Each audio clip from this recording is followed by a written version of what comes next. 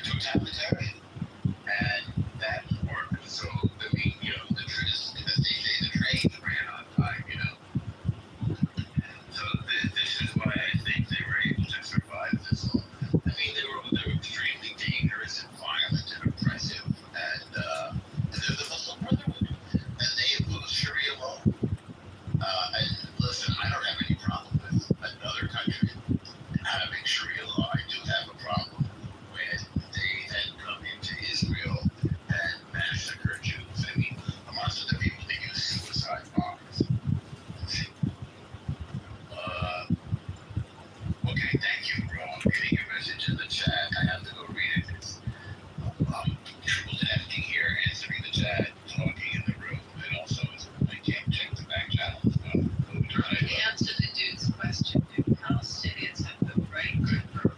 Area A, we would tell the dude in the chat, take out your little phone and Google Area A and tell me when they vote, who they voted for, and who would be stopping their ability to vote in Area A. Area A being under full Palestinian control. And I would look at that area, which has, I believe, Bethlehem, Ramallah, Hebron, Jenin, Jericho. Take a look at who lives there, who controls it, and the voting, and then tell me how Israel has anything whatsoever to do with what happens in Area A, where all those cities are, and then put your point in. I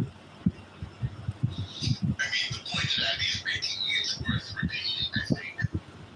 Yes, Palestinians vote in their area, and Israelis/Jews vote in our area.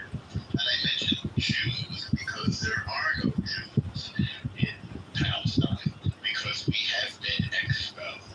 There are almost no Jews in the entire Muslim world, our neighbors, again, because we have been expelled. So yes, we vote in our country, Israel.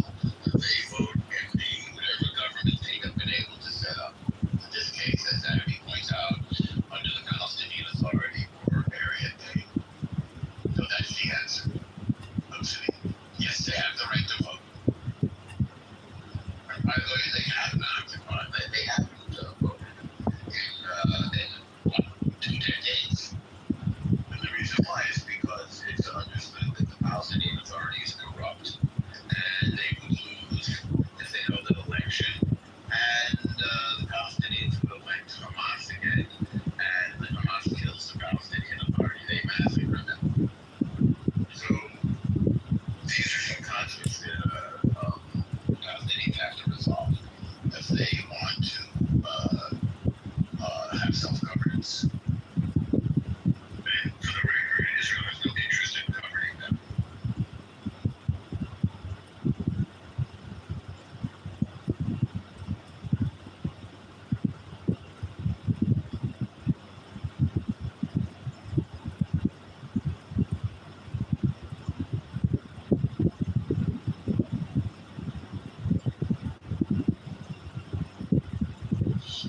So, thank you for your questions. You're still there, Obsidian, and you can also, I'm going to invite you up to talk, invite to speak. I appreciate your questions in the chat, and we can discuss it verbally too. It is an audio app.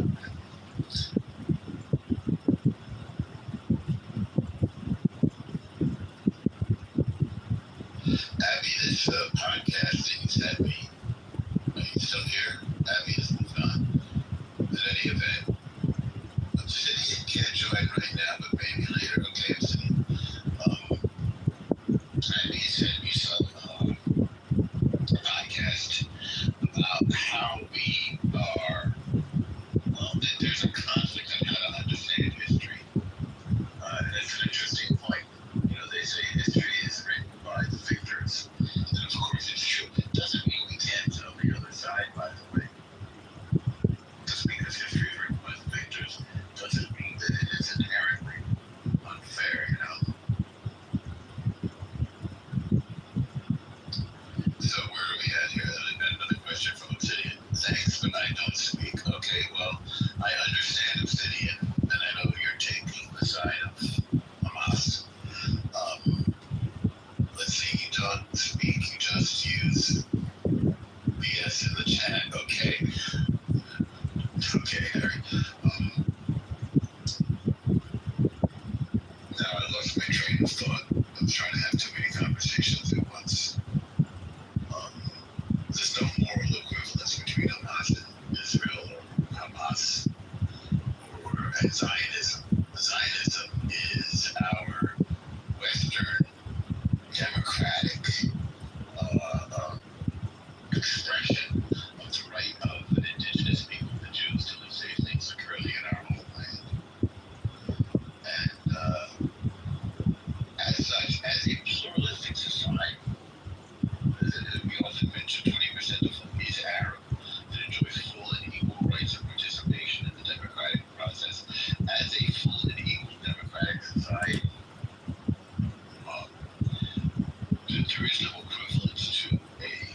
totalitarian, authoritarian, militaristic terror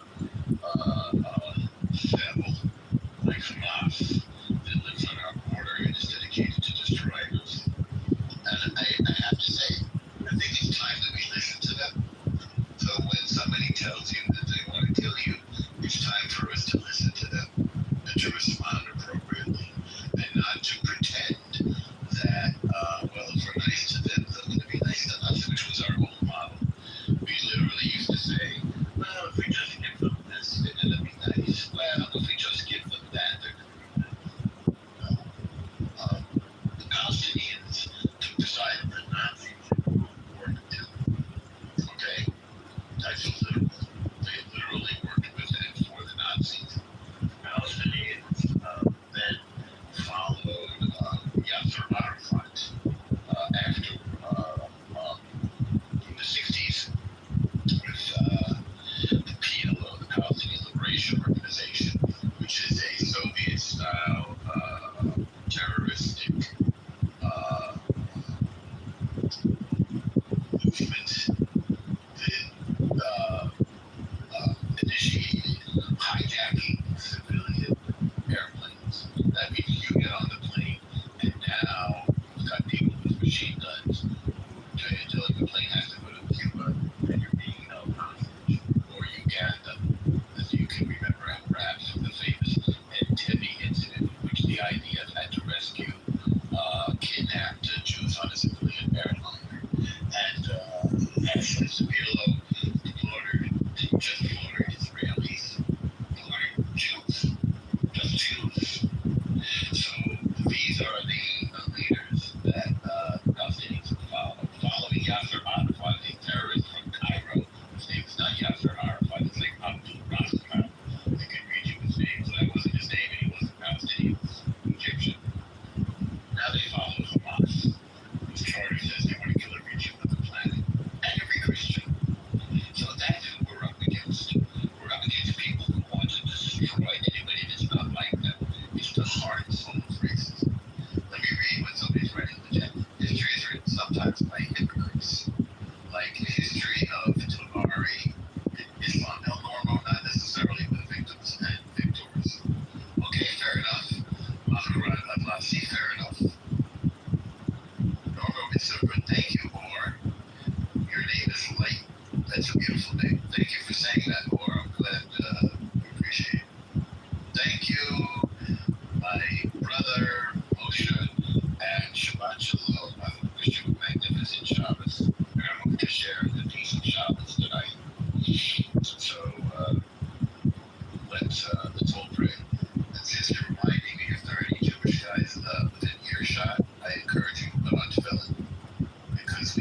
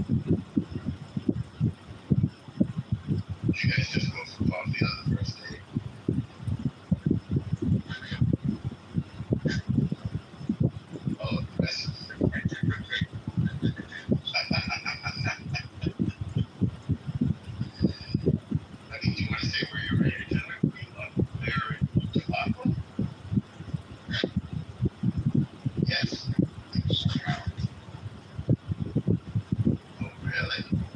Let's have a look at the background here. It's working.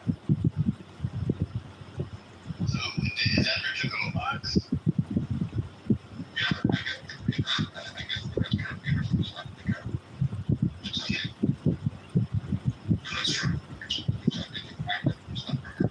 She looks really happy. That's right. I mean, I don't want to be forward or anything, but do you have her hand? Do you have your hand on someplace there? I have to wait. Wow.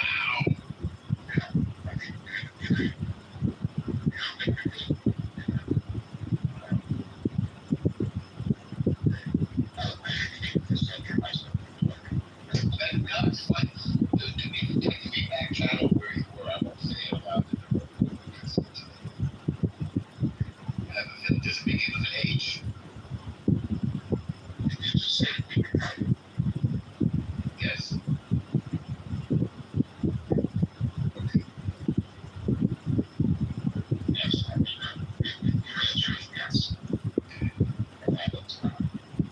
I'm shopping. I'm trying. It's Hoboken. Yeah, Hoboken. I know. Hoboken. We don't know where it was, but I'm gonna put it into words. God, you clear assist flexing. I love it.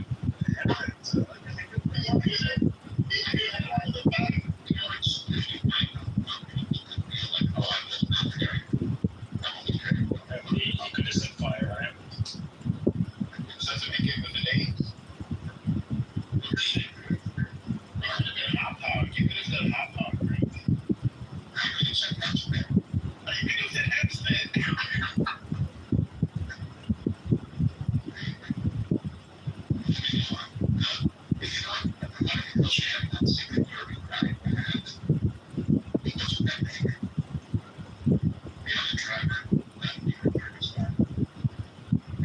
Wow. We double duty guys that probably would add.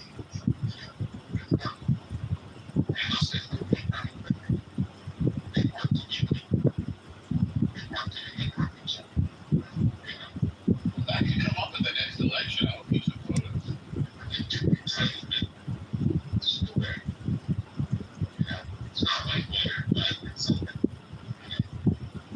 It's not there.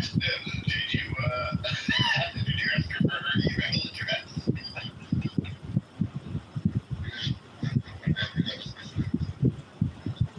Really? Did you feel like did you get my email? She has a hot down town. For a second date.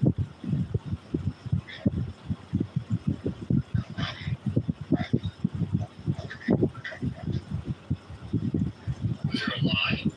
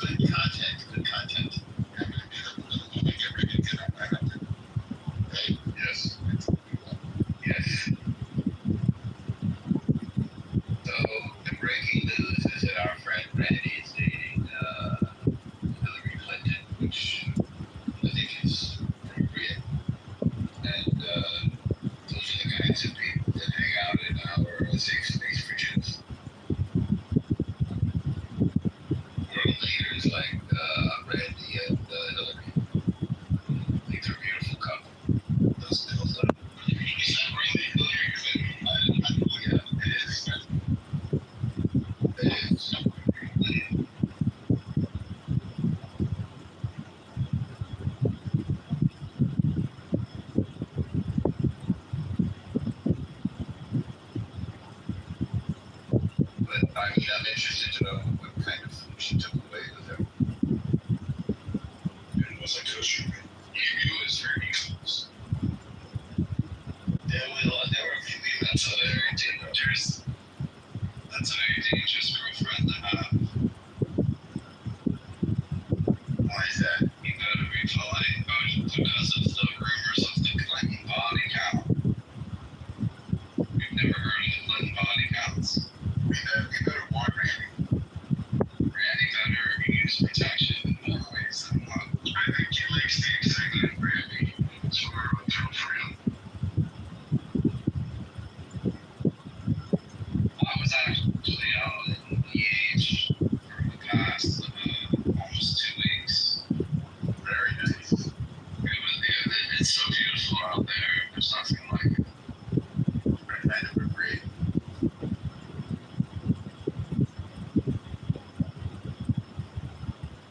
I actually did a charity event with the SAG Cinema. I don't know if you're familiar with them. Very familiar. They've been doing charity events for like the last 5 years or something. It's been a fun story. I actually, you know who I met at that event? I met a producer who, her business partner, is Zora on these yeah, Mira, what's her name? She's Zoran's godmother. I'm not sure what her name is. This was in but Mira, she and Zora, Mira Dare, I believe it is. She's got a couple of Academy Award nominated, and I think she's winning films.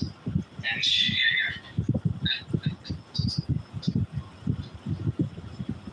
one of her recent things was something on HBO, which was a movie about Henrietta Lacks, I think. But it was all your types of people. It was all going to be people. It was kind of cool. A lot of agents, TR people. Interesting. I mean, is this bad Barbara should have let any kind of shake now? I mean, I remember the fire years ago. They still haven't raised money to fix it up. Or did they fix it up?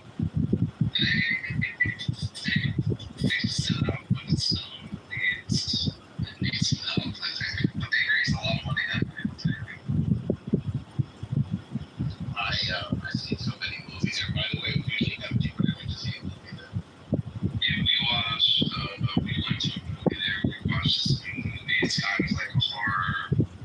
It's like weapons. Weapons, yeah. People are recommending it. Do you recommend it? Yeah, I mean, it's a fun movie. A lot of like jump scares. I don't particularly like how it ended, but it was good. I recommend it. I think it might be an A24 movie. Right. My kid is recommending it to me. Yeah, it's fun, but I'm like a horror connoisseur, so I wish the ending. Well, I guess, don't say anything. It actually wasn't that. I'm getting confused with another movie that I watched that weekend as well called Bring Her Back.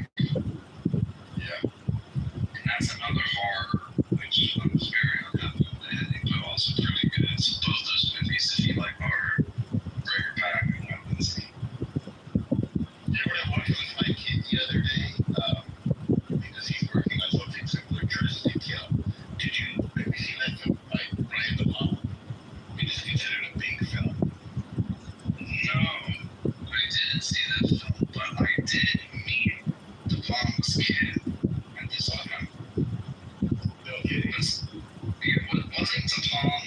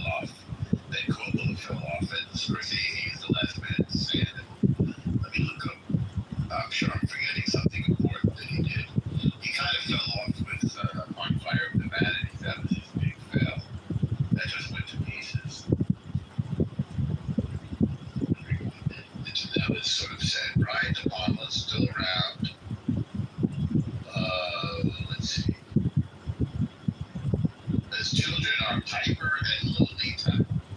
You know which one you met? He never won an Oscar. I still love it. Yeah, you're old. Yeah, sure. Okay. But there's a lot of forgettable films in here. Let's see. The Fury. I don't think I saw it. Dressed to Kill is one of his main. Alright, so, okay. Oh, I forgot some important stuff. Okay, I forgot The Untouchables, which was a big hit. Really good film. Really good.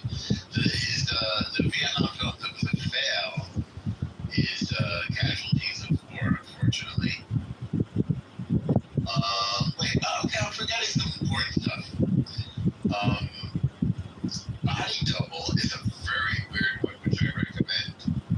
A weird horror film. I don't want to say too much. So just check it out is all I can say. I'm gonna double check and make sure I'm thinking of the same one. And then he did Carlito's Way is very well regarded. Very well regarded. I love Carlito's Way. That's a good film. A very New Yorkie film with Jose Guzman and Patino, right? Correct. I wouldn't go for too much. He didn't direct that though. That's William Friedkin. And he did very well with Mission Impossible. That was a really good comeback for him in '96. I think it was the first Mission Impossible. And then he did Mission to Mars, which I didn't see. And he did The Black Dahlia in 2006, which I didn't see. So the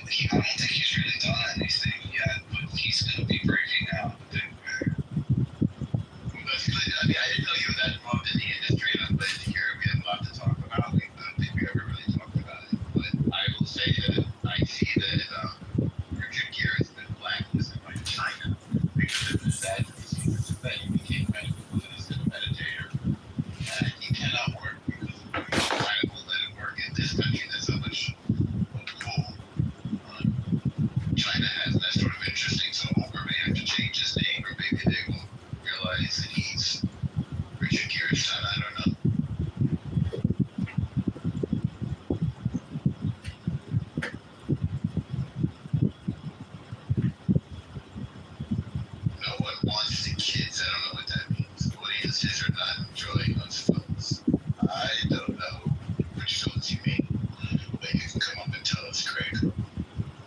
The kids and the actors loved it. Look at Ben Stiller. Ben Stiller's having an unbelievable career. And he's a Hollywood kid. So sometimes you can even sort of ask the parent, look at Michael Douglas, the son of Kirk Douglas, So there are some exceptions. I'm not trying to be contrarian, but there are, it is possible. Drew Barrymore, Sorry, I lost my course. I'm not really involved in the industry. I have a good friend, one of my best friends who's really pretty high up with an agency, but it seems like an industry I would enjoy being part of for sure. I'd love to have a conversation. That's a lot of work.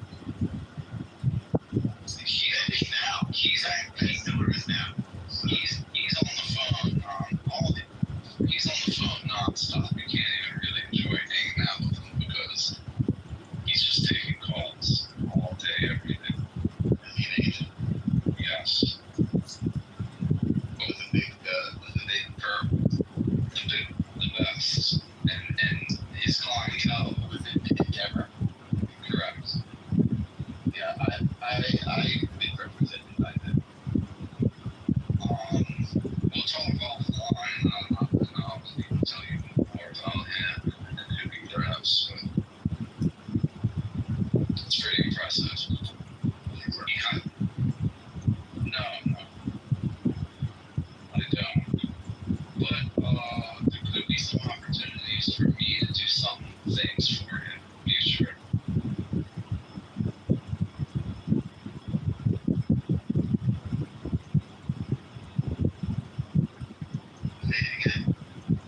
I said there might be some opportunities for me to do some things for him in the future.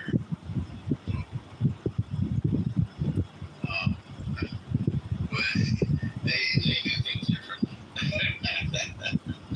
Maybe it was called offline. I'm thinking Hollywood.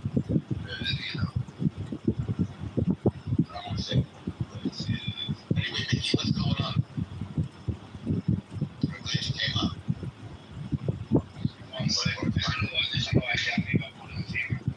Norm, what's up? Yo. I actually came up yesterday to tell you something that you had just left. You remember what you were talking about yesterday about Brad Pitt? Once upon a time. Once upon a time. Yeah, right? Yeah. So, did you know that, sorry, I'm just doing some things in the office here. Did you know that Tarantino wrote a 10-episode miniseries, which is a spin-off that continues the story of the and Brad Pitt fell in love, madly in love with it. Tarantino just wasn't up for the task to do a 10-episode miniseries. So what Brad Pitt did is he took it to David Fincher, his good friend, because they did 7 together. He took it to David Fincher, and they're actually in production right now. They're doing a miniseries for Netflix. They're just about the life of Cliff Booth and David Fincher is directing. That's interesting. I feel like Fincher may have done Mindhunters as well. I mean, when they say they're directing, he does the first one. He's the creator. He's the creator, and he did the first and last episode. He's like a fucking master. Like the second masters. No question about it. It's interesting though that Tarantino is even bigger. I think Tarantino can, okay, I'm not doing television yet, because he's that. Because he's Tarantino, and he's like up there, I think, independent with Thomas Anderson, they're like neck and neck. That's his move. He's just not saying it yet, he keeps talking about this 10th and final film. He's doing these plays, but it's obvious he already has a contract.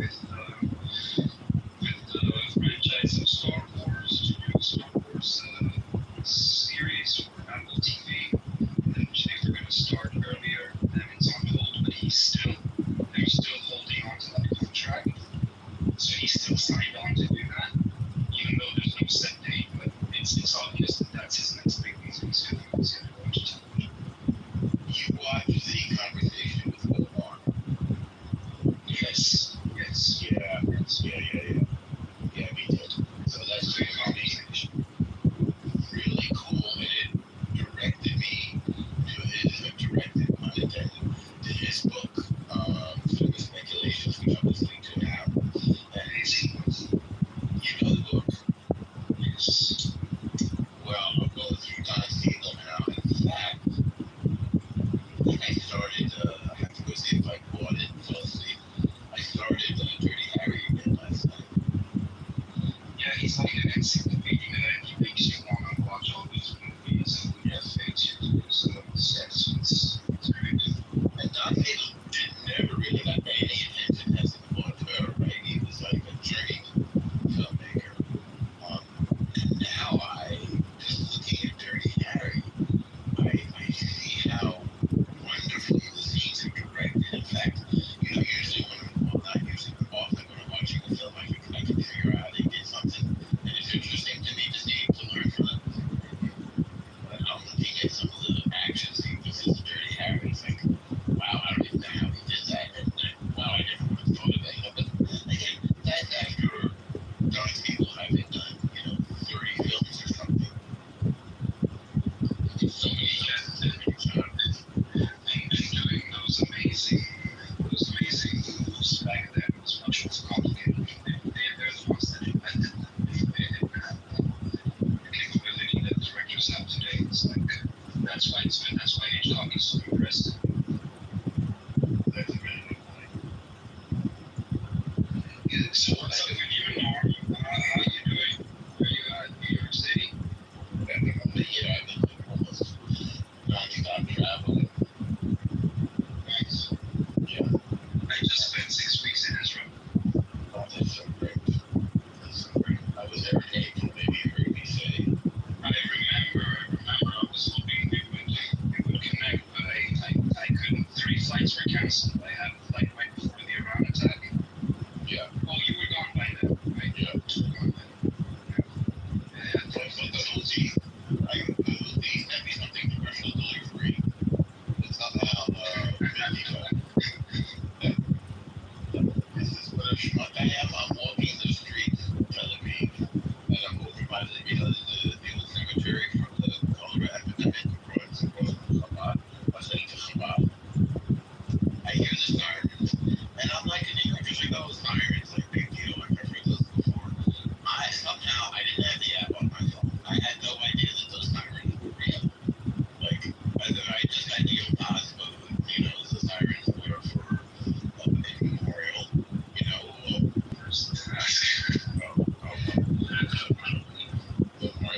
so, I didn't do anything. You mean before, not everything? The night before Yom HaShoah, it was Memorial Day, the day before, and then the day after was Independence. You must have come home. You guys know what I'm saying? Yom HaShoah, right? Exactly. Thank you. Very, very good. Yeah. So we just had Yom HaShoah when they had the 2 sets of sirens, and you get out of the car and stand and perform, which was beautiful experience. So when I heard the siren, on this day, which I was on my way to the airport, by the way, after that, I didn't do anything. I just kept walking.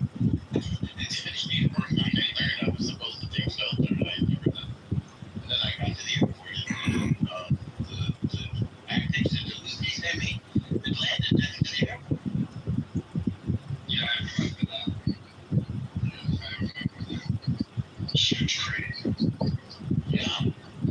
Yeah, man. I wonder if they were sending a message knowing that it went next to the airport, so we're trying to hit the airport.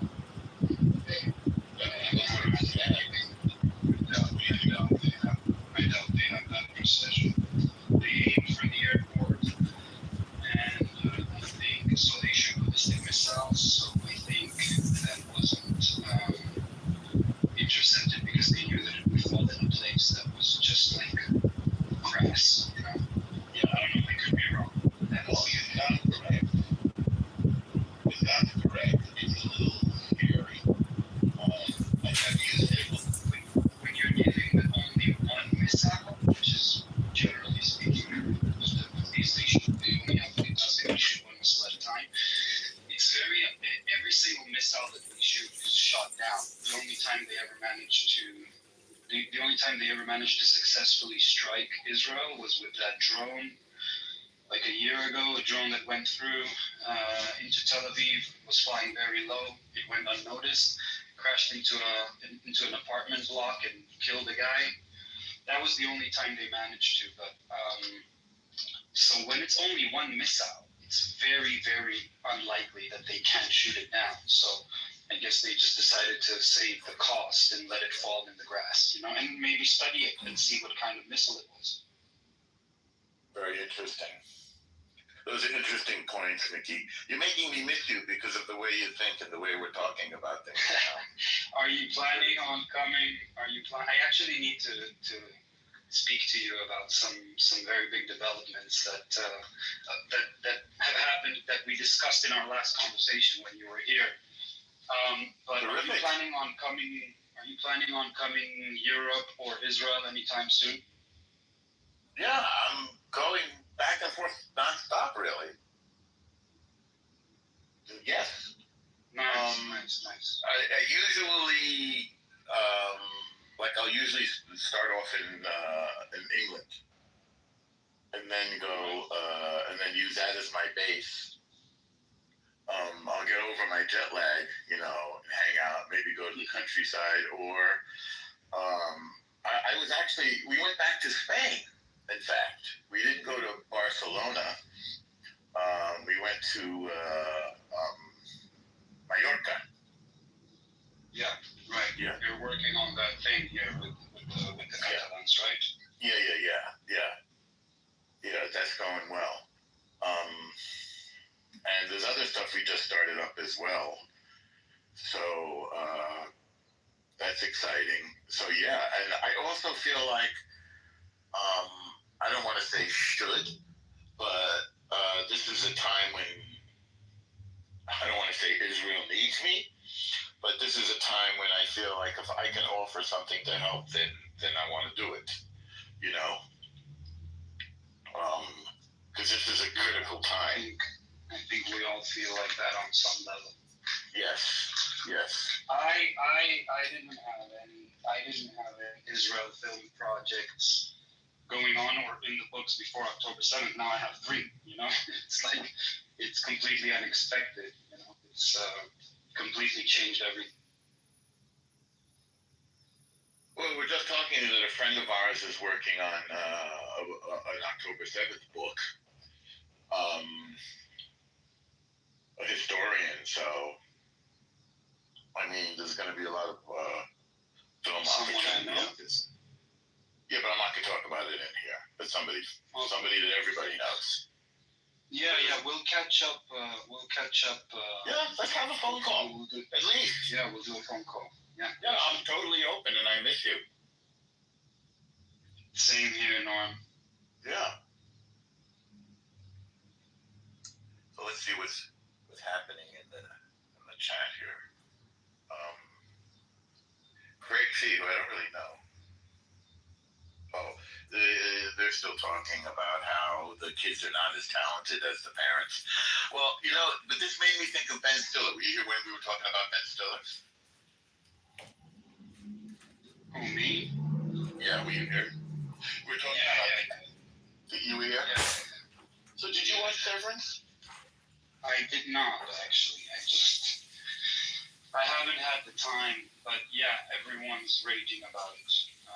It's supposed to be really good. Well, I think really from a directing point of view, if you can, I don't want to tell you what to do, but I really recommend it. I think it's a tour de force of directing. I think it's really a breakthrough, but for television, I think it really, I think it's an advancement of the medium, frankly. And it's just really good storytelling and really good directing. They're the same, but they're also different. Both from a sort of a filmic and aesthetic point of view. I don't know. Do you ever feel the conflict between making it beautiful and telling the story? Do you ever think about those two? Are they competing to you? Oh yeah, definitely. I started in commercials and music videos, so everything was about making it pretty. Yeah. And the storytelling was where I was maybe the weakest when I started making films. Yeah. So then it's this constant battle of, okay, what looks great, and you're just constantly thinking about the look and the music and the sound, but you're not focusing enough on the story. And then you start realizing that the story is the most important thing. And the fact that you have the advantage of later being able to make it pretty and look good and sound good, that comes second. And it's a constant battle. Well, it's very interesting because compare it just because this latest thing after dealing with Tarantino and cinema speculations. Tarantino of Tel Aviv, whose son is Leo, we should point out, right? Yeah. Just to say that we're on the same topic here. And his affection for Don Siegel. And maybe for Tarantino too, especially in the last film, Once Upon a Time. It is beautiful. There's no question. And there's Margot Robbie, who is just ravishingly beautiful. But you're not thinking in terms of, it's not like a European approach. You're not thinking of just how gorgeous this is and what a painting this is, And in the case of Don Siegel, going back and looking, it's amazing in terms of the direction. You're not thinking, oh, this is beautiful, but you are thinking, this, now that you look at it with the eye of a director, and when I watched it, well, glycol walls and cells and stuff like that don't actually form sometimes naturally through other processes. So it's not clear to me that it's impossible for a protein to co-opt something. To say, hey, a protein finds itself in a bubble, and then you start the race, and then you just have to wait a few million years for like a few thousand mutations, combinations, experiments, basically. Not a clear way either, but we haven't seen it. So here's the problem. So like the guy who built that computer, he can basically do anything with it. So Cronin, look him up now. EECRONIN. This is called the molecular assembly index, and with that, you know what order the molecules have to come together. This is the key point, because if you understand, normally you use entropy, right? To say, hey, what combinations? You look at the combinations, it's so hard. Okay, iodine, okay, well, either you use entropy or you use molecular assembly, right? There's various metrics, but normally there's not to be such a large computational space, but it's not. Because there's self-selection bias. Like the geochemistry was already in the combination.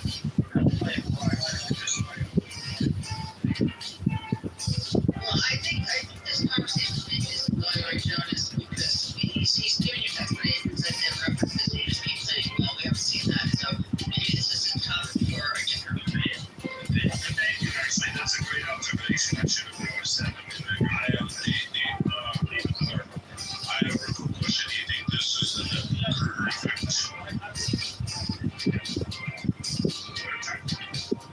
Denny Kruger.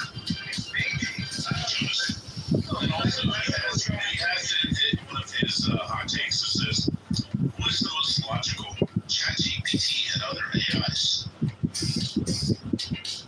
That was a poll he actually took. It's a whole other discussion, but that's very telling, isn't it? Well, I don't know if you're anthropomorphizing an AI system. I'll say this to the room just so people don't make these AI systems the wrong way. Because ChatGPT is like, I'll make to your Batman. And but if Robin didn't have common sense, he'd think Batman can just think of an behavior too. That ChatGPT today, people don't look at that kind of ChatGPT like a pathogen, and they look at it like a person. We made very costly mistakes. So also, moderators, if you guys want to know how to get rid of the anonymous accounts, we figured out if you play about 30 seconds of copyrighted music, they have to leave before they get their account clipped if they're live streaming. Moana, you will come. That's interesting. Good check. Alright, let's play some AC/DC. That's great, yeah. It's playing like in the background, so it's copyrighted that you're playing. Oh, yeah. Yeah. That's, yeah. And if they're live streaming, they get their account clipped up over so many times. Yeah, that's true. Ooh. Especially if they're streaming on YouTube. You don't like Taylor Swift, I'll tell you that, because we've been live streaming a lot. You don't believe, and they don't like Taylor. So he's not coming in here on an anonymous account because he's welcome in this house.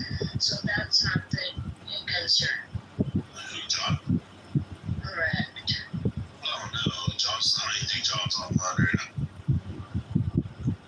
No, but whoever's down there, there's one of our friends, because they're in the front room set and they belong to the house. Yeah, I don't know. This one I heard about. I'm not sure if that's gonna work. I love Taylor Swift. I'm not much all the time. What?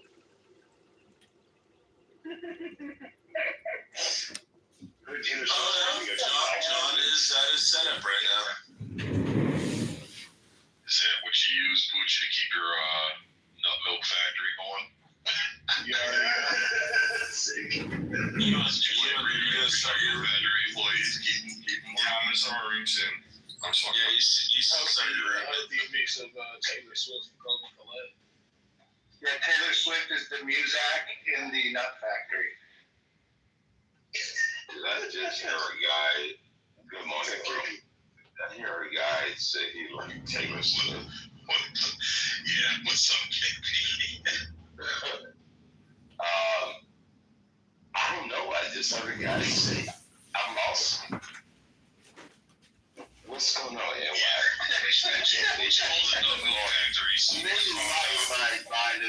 My mind got blown with that one. Okay, well, hey, are you interested in visiting Gucci's Nut Factory? That's the question. Say it again. I'm sorry. Are you interested in visiting Gucci's What Nut happens Factory? when you're in the mud? We start talking about visiting Gucci's Nut Gucci Factory. has a nut factory, and he accepts visitors. And since you're new to the room, I was asking if you're interested in visiting his nut factory. I'm good. I don't think so. I want some nut butter. You get a free Taylor Swift CD too.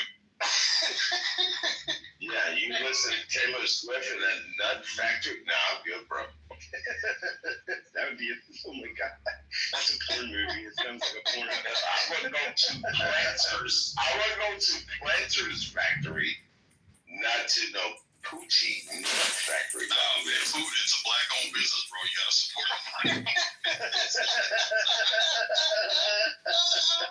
No, sir. No, sir. On the internet, can you go from quantum physics and science and UFOs to fucking nut factories? There you go. Poochie Snack Factory. Shout out to the muff. Let's go. Let's go, motherfucker. Let's go. Oh, for the buzzer, man. It's a black over there. That was some real nuts in the mouth right there. Wait a minute. Are they nuts? Are they, what do you call them? Nigger toes? My grandfather. Use of the N-word in the Okay, I have not heard that since I was a little tiny kid. My grandfather called him that one time. The Brazilian nuts. He called him that one time when I was a kid. Okay, KP, what is your description or word that you use for low-class black people? So what? What is the word you use for low-class black people? Low-class black people. Don't say the N-word. We can't say the N-word, Kate. They are less fortunate people. Naggers. See, he has K at the beginning of his name, and he can't say the N word or the K word. So No, because I was told by Dave. But in another room, I would say other things, but the moderators are moderating. Well, no, it's just one of the house rules. These are Mojo's rules, even though he's not here. But you know. Wait, where is Mojo? Right, so I have to respect. Let's come back I last saw week. mine last night. Oh, he did? I was gonna say, I don't even. Yeah, he'll be back. Is he doing okay? He's actually doing really good, thank you. Good, okay. hey, what was that band should be called? It's amazing that You know, Right. the way Yeah, people Taylor Swift. record these What terms nation all is day long, and we never see him in here though. Oh, I didn't say he was in here. Because I've been punching left and right for people on this app. It's stupid. Yeah. Whoever did the gracias. What's grassy your ass? I don't know what you talking about. Yes. Happy Friday, everybody. Well, We no, got a lot of people 5, come up. 6. Happy Friday, Serendipity. Yep. I love the weekends. Oh, it's here. Did you see this pretty guy? His phone died, y'all. It was really sad. 14. Did you hold me? M16 A2 service rifle, right? Oh, 16. Oh, you guys. That's a 16, yeah. How the fuck you would have a 16 What is that's a it, late BFA on the end? I forgot about the BFAs. Yeah, we're doing some red team, blue team reconnaissance bullshit. You know, capture the flag type shit out in Pendleton. Yeah. So yeah, Yeah, those are called BFAs on the end of the rifle. It's a metal thing we used to have to screw on there, so when we shot blanks, we couldn't actually kill each other with a blank. Yeah, and then too, it helps keep the gas in the barrel to cycle the bolt. Because if you don't have that on there, then the pressure just goes out the barrel and it won't cycle the bolt. Oh yeah. You know what crazy sick is? Dad was like, "This is shittiest fucking rifle ever. Give me my 14 back." I love the M16A2. I was telling Sig the other day that I had a record in Okinawa for shooting 20 out of 20 hits on a 12-inch round target from 500 yards with iron sights. And I don't know very many rifles I could have done that with other than the M16. Yeah, that's a hard shoot, Mike. That's very fucking impressive, man. Very fucking impressive. I mean, I remember to the day, like getting the first one, hitting it, and being like, okay, you know, and it just kept going. And I remember being like at 10, 11, 12, and it was just excitement was just building. It was super cool. You gotta love a good long gun in the muff. Ladies, you have a preference of long guns? Well, I love long barrel, short barrel, racking. These terms. You like double barrel, extra wide? Yeah, they just do it for me, you know? Hell yeah. I'm not saying a word. Okay. Come on, Mom. You should see those girls in chat one day when these boys were geeking out over their guns and the terminology that we were using, and we were like, what? We were having a heyday in chat while they were totally geeking out on stage. See, what year did they stop using that rifle in the Marine Corps, the one you have in the A2? Fuck, man. So, I don't know, man, because they were still issuing it. I know they were phasing out to M4s when I got out. But for training, yeah. My son, though, says when he went to candidate school in Chicago, the Naval Academy candidate school, they train with M4s. The M4 is basically the exact same body, but just shorter barrel or collapsible stock. Yeah, shorter barrel. But the body of it itself, the core part of it, the function, all that's identical. Yeah. It's just the gas system. I think it's mid-length gas system versus rifle length at 16, and then the 14-inch barrel instead of a 16-inch barrel. So I don't think I could have got 20 out of 20 at that distance with a shorter barrel. No, absolutely, yeah, more than likely not. Absolutely not, man. Yeah, absolutely not. Do they have automatic anymore? Do they use fully automatic now instead of 3-round bursts? Or do they No, it's still 3-round bursts. They're never going to go back to fully auto unless you got a group serve weapon, saw, something like that. Just because I looked at the research, man, and the reason why they got rid of full auto is because troops and soldiers were just dumping waste ammo, man. They were just dumping fucking ammo, so they went to the 3-round burst as a conservation method. So they're going with a net zero warfare, Sig? Is that what they're looking for? I don't know what net net zero, what is that? Oh, I mean, like, no environmental damage. They care about the environment so much, right? Oh, yeah, right, yeah, right. Yeah, nah, I mean, shit, if we left it up to these fucking tree-hugging retards, man, they probably would. We'd probably be firing, like, vegan bullets and shit, so that way, vegan. I mean, technically, all bullets are vegan. That's a great thing. I think that's amazing. impossible bullets. Our Marine Corps fire teams, which for everybody else in the room, there's small groups that Marines fight in. Are they still comprised of 2 riflemen and a saw guy and 2 50 cal guys? Is it the same as it used to be? Your squad's gonna have the 50 cal, but your fire team's gonna be typically, saw guy, 2 riflemen, and a what is it? Saw. Not a 50 cal though in this fire team. I've never seen a fire team with 50 cal, bro. I've seen it. I mean, I guess they could. We were taught in the early 90s. We did that. There's 2 guys. One carried all the tripod and everything, and the other one handled the rifle because he needed somebody to switch off the barrels.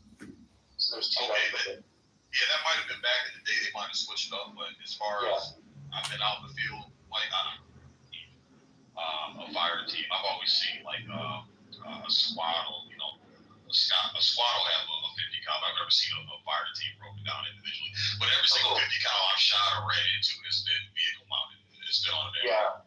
So yeah. I got a picture of me in Mount Fuji shooting one on the ground, the tripod version, sitting on my butt. Oh, they're fun as shit, bro. They're fun. Yeah, they're fun.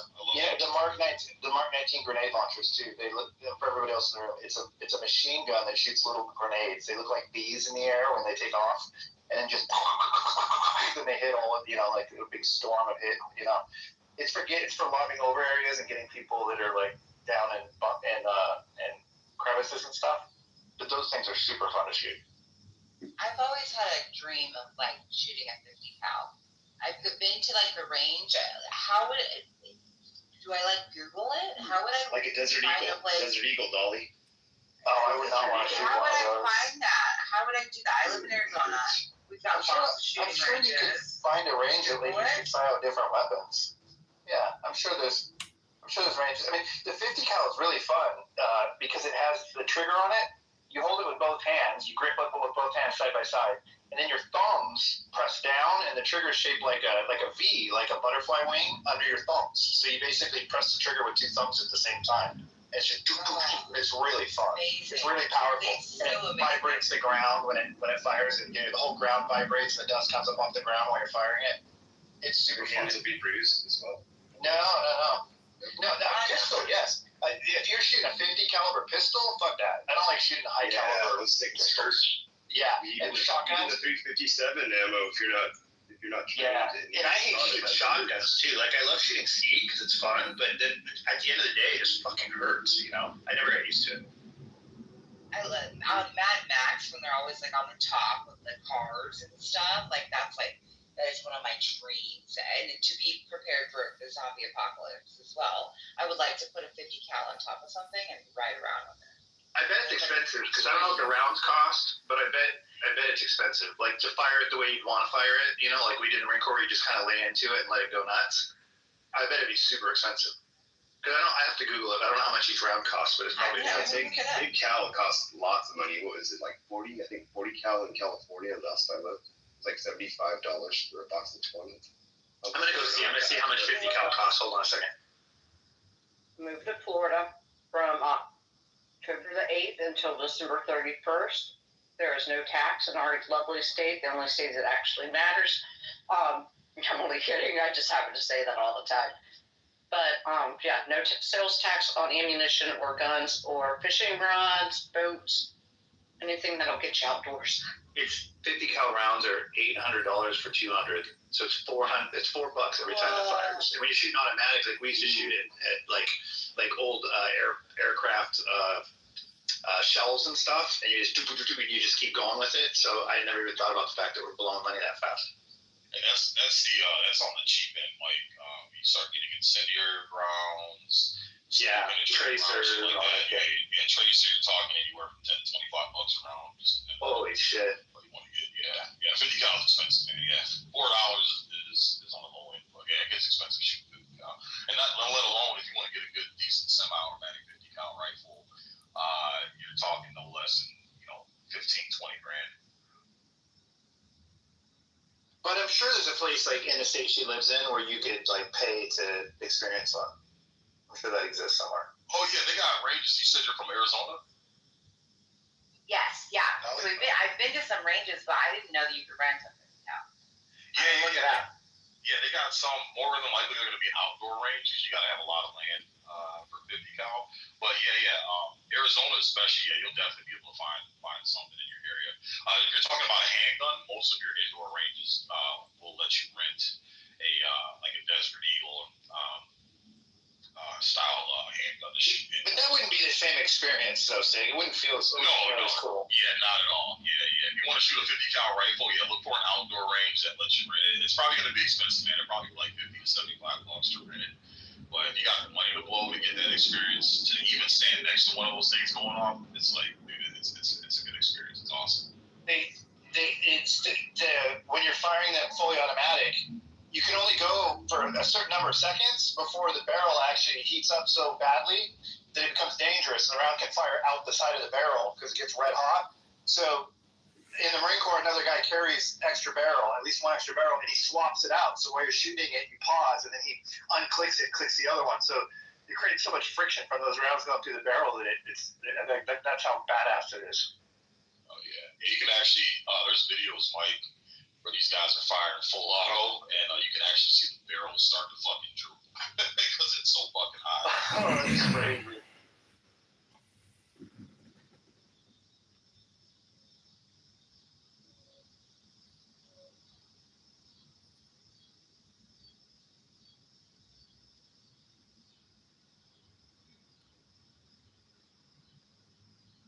Is Florida the only state that at our gun ranges they actually have a bar and restaurant attached?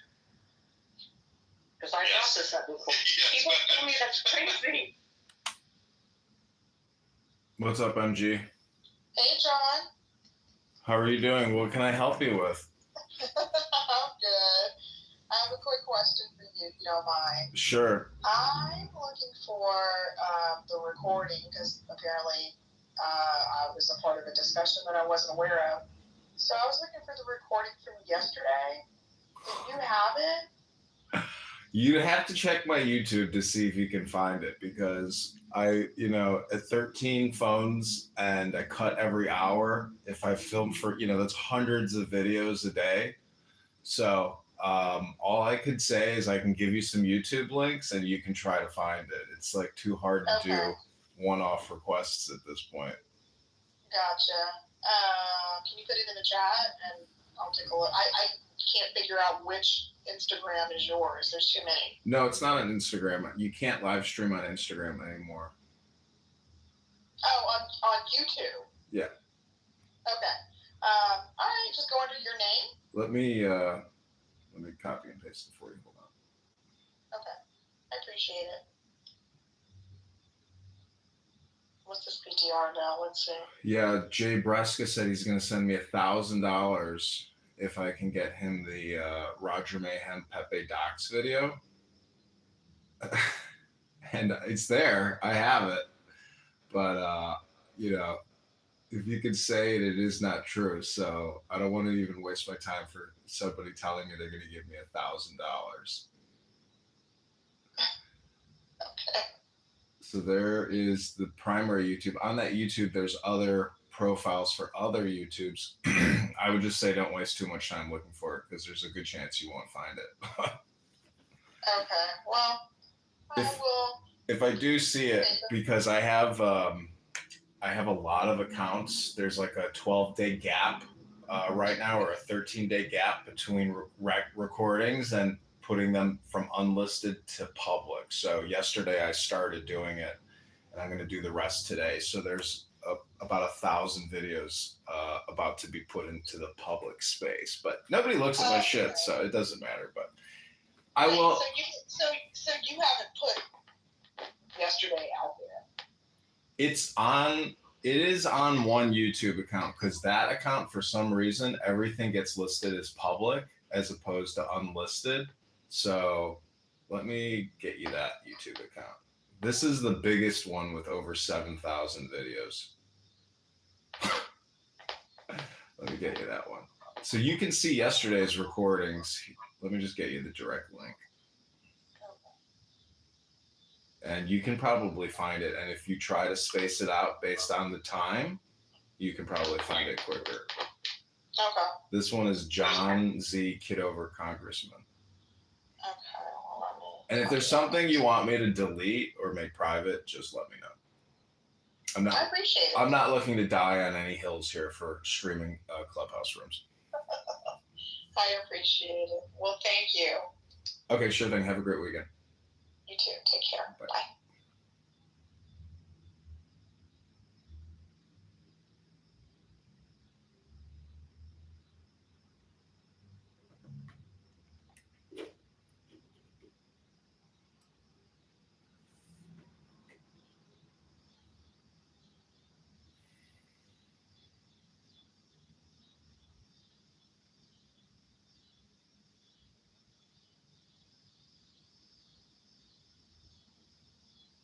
Most definitely are lightweight, man. You gotta some grip on that shit, or else it'll run from you. Yeah, the thing was serious. I just, like I said, I knew it was a revolver, and the barrel on it, gosh, it felt like the gun was probably 9 or 10 inches long. It was huge, but every time they shot it, it sounds like a freaking cannon going off. I'm just like, how does that little thing make so much noise? Yeah, fortunately, you can't say the same thing for Shawnee's 3-inch python, but I'm talking.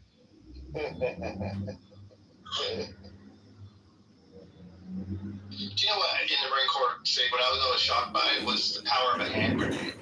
Like the way that we never used them like in war or anything. I didn't use them in war or anything. But like the idea that you could throw it into like a cave or something right now, or you could be in the cave with it and then it goes off. I mean, in real life, they're so fucking incredibly powerful.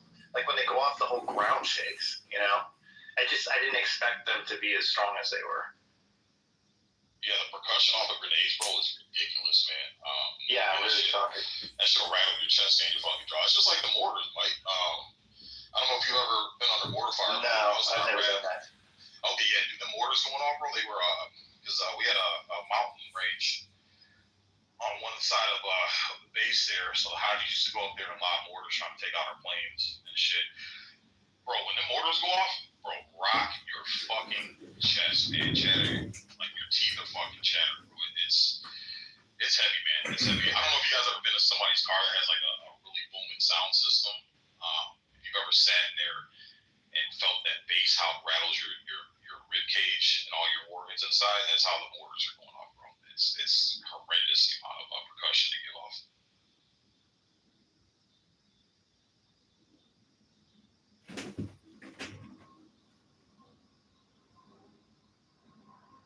Funny story. When I was in Iraq, it was a normal thing for them to lob mortars at our planes and shit, our aircraft.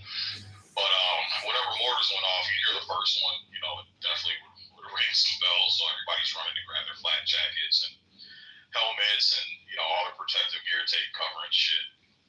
So we had a mortar go off, so everybody's scrambling. I run in the shop to grab my rifle, my bulletproof vest, my helmet, all that shit. And my staff sergeant, right at the time that first mortar was going off, he was putting SpaghettiOs in like a little microwavable container. He was putting them in the microwave to heat them up to eat lunch. And as he's pulling them out, that first mortar went off and scared the shit out of him. So he like spilled the SpaghettiOs all over his tan camouflage uniform. So it was like right in his midsection, his torso section. So my sergeant at the time comes running in to grab his shit, and all he sees is me standing by my gear next to my staff sergeant. And he's just got all this red splattered all over his chest and stomach. So initially he thought he had been hit. So he goes running, like he's like, Staff Sergeant, no. He goes running to him and shit, like trying to ring the first aid because he thought he was fucking injured, but it was SpaghettiOs. So the staff sergeant's like, yo, get the fuck off me, what are you doing? He's like, fucking SpaghettiOs, I'm good, man, I'm good. But it was like the funniest thing. That's funny shit.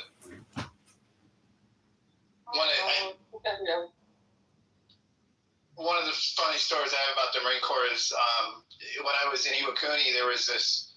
We all started piercing our nipples. We got drunk and we were in our barracks and we started like putting safety pins through our nipples and piercing them. And then we went to the PX and just bought like regular earrings or whatever, sticking them. And it was like a trend kind of. And I was a lifeguard on base, so I had to take mine out whenever I was a lifeguard and I had to put it back in. It never fully healed. It was a nightmare. But anyway, I would wear one under my camis. It was like my little sign of revolt. I wouldn't tell anybody. And I was a journalist. I was a combat photojournalist, but I wasn't in during war, so I'd write news stories for the base newspaper and stuff. And my boss told me to go interview the first sergeant, who's like the most hard-ass son of a bitch that I knew. Go interview him about this rumor that they heard that Marines are piercing their nipples and how fucking inappropriate that is, all this. And write a story about it. And I was like, okay, so I worked in the headquarters building, so his office was only a few doors down. So I went down there with a pad of paper to take notes and, interview him. And I walked in and I said, first sergeant, he's like, oh, what's up? I'm like, hey, I'm here to ask for you. I need you to give me a quote for a story I'm writing. What's it about? Oh, it's about Marines piercing their nipples. And he's like, what? And I'm like, yeah, apparently there's some Marines on base that are piercing their nipples, and I just want you to make a statement, And he's like, "Are you fucking kidding me?" And he stands up and he goes, "Stand up." And I walk out, I stand up, and he comes around his desk and he walks up and he goes, "If I fucking knew a Marine had a nipple piercing, you know what I'd fucking do?" And I was like, "What?" And he slams his hand into my chest, but my nipple piercing was on my left boob, and he slams his hand onto my right boob, and then he grabs a hold of it and yanks and pulls back. And my heart was just pounding. And I was like, oh my God, he would have ripped it right out of my fucking chin if he would have done it. I was like, oh my God. It's so fucked up. I would have really had a purple nurple bite. I would have been bleeding under my cavities and be like, oh, okay, thank you. Thank you for the quote. I mean, that would be like me being up here on stage talking about the best time that, I need some dude in the groin. It hurts. It just hurts. To think about, yeah.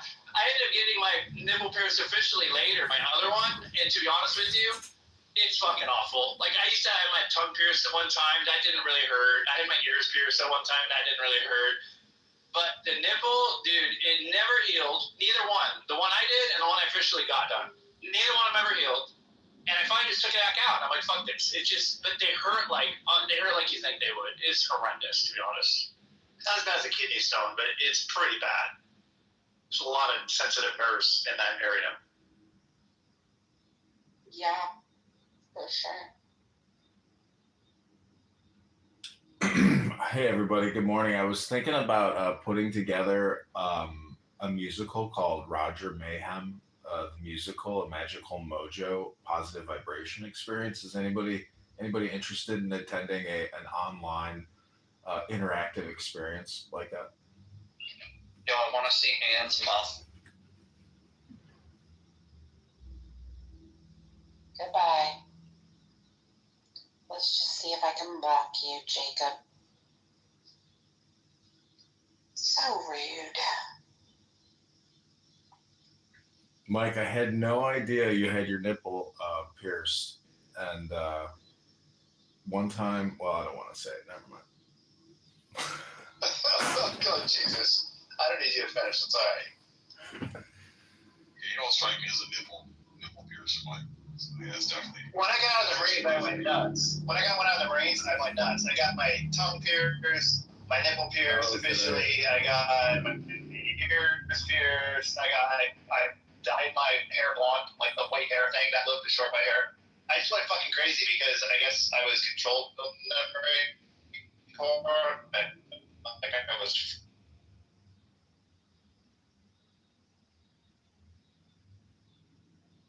My tongue was pierced, and man, every time I eat macaroni and cheese, which I ate a strange amount of, I would bite down on the fucking bar, and when you're you're chewing at a normal pace and you're not paying attention and you bite down on the little freaking metal ball thing, you literally, it sounds in your ears like you cracked your fucking tooth in half. Like, it was horrible. And my dentist was like, "What the hell are you doing? Take that thing out of your mouth. You're not gonna have any fucking teeth left when you're 40." I was like, "Okay, yes, sir." Wait, what did you have in your mouth? Like my tongue pierced in the mid 90s. He said your teeth. Late 90s. He said late 90s. He said it would cause damage to your teeth. Oh. Yeah, because the bar, I had a bar that was probably 1.5 inches long. It was fairly long, and I had a ball on both sides, metal ball. But there's certain foods. It was usually foods like cottage cheese or macaroni cheese. Those two for sure. Your tongue moves it around a certain way that's very different than other foods. And every time I'd eat those foods and I'd stop paying attention, my tongue would somehow be flipped a certain way where I would bite down on the bar, like on the metal ball. And you bite really hard. You don't realize that you bite as hard as you do when you're chewing. If you're not paying attention, you're biting fairly hard. And it would crack. And it would it sounded horrid. Like when you bit down on it, you literally thought you broke your tooth in half. And the dentist told me, he's like, "You're going to crack your teeth. You're going to crack your teeth by biting on it. You're going to crack your teeth by it just smacking the sides of your teeth while you're eating, like all kinds of things."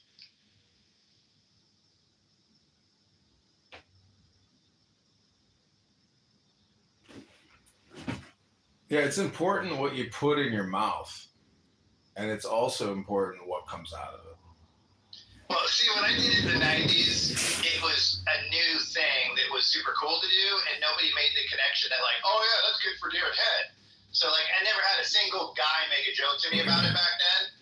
But then, like, fast forward 5 or 10 years, it was totally out of vogue, and now it's like, it's kind of gay for a dude to do it. So I have to say that it morphed over time, the reality of it.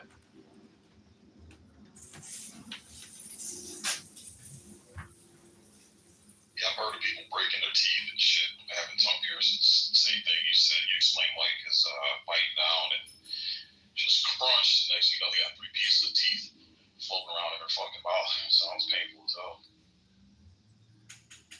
Oh, and that noise like in your jaw when it happens, or in your head above your jaw. Horrible. Oh, yeah.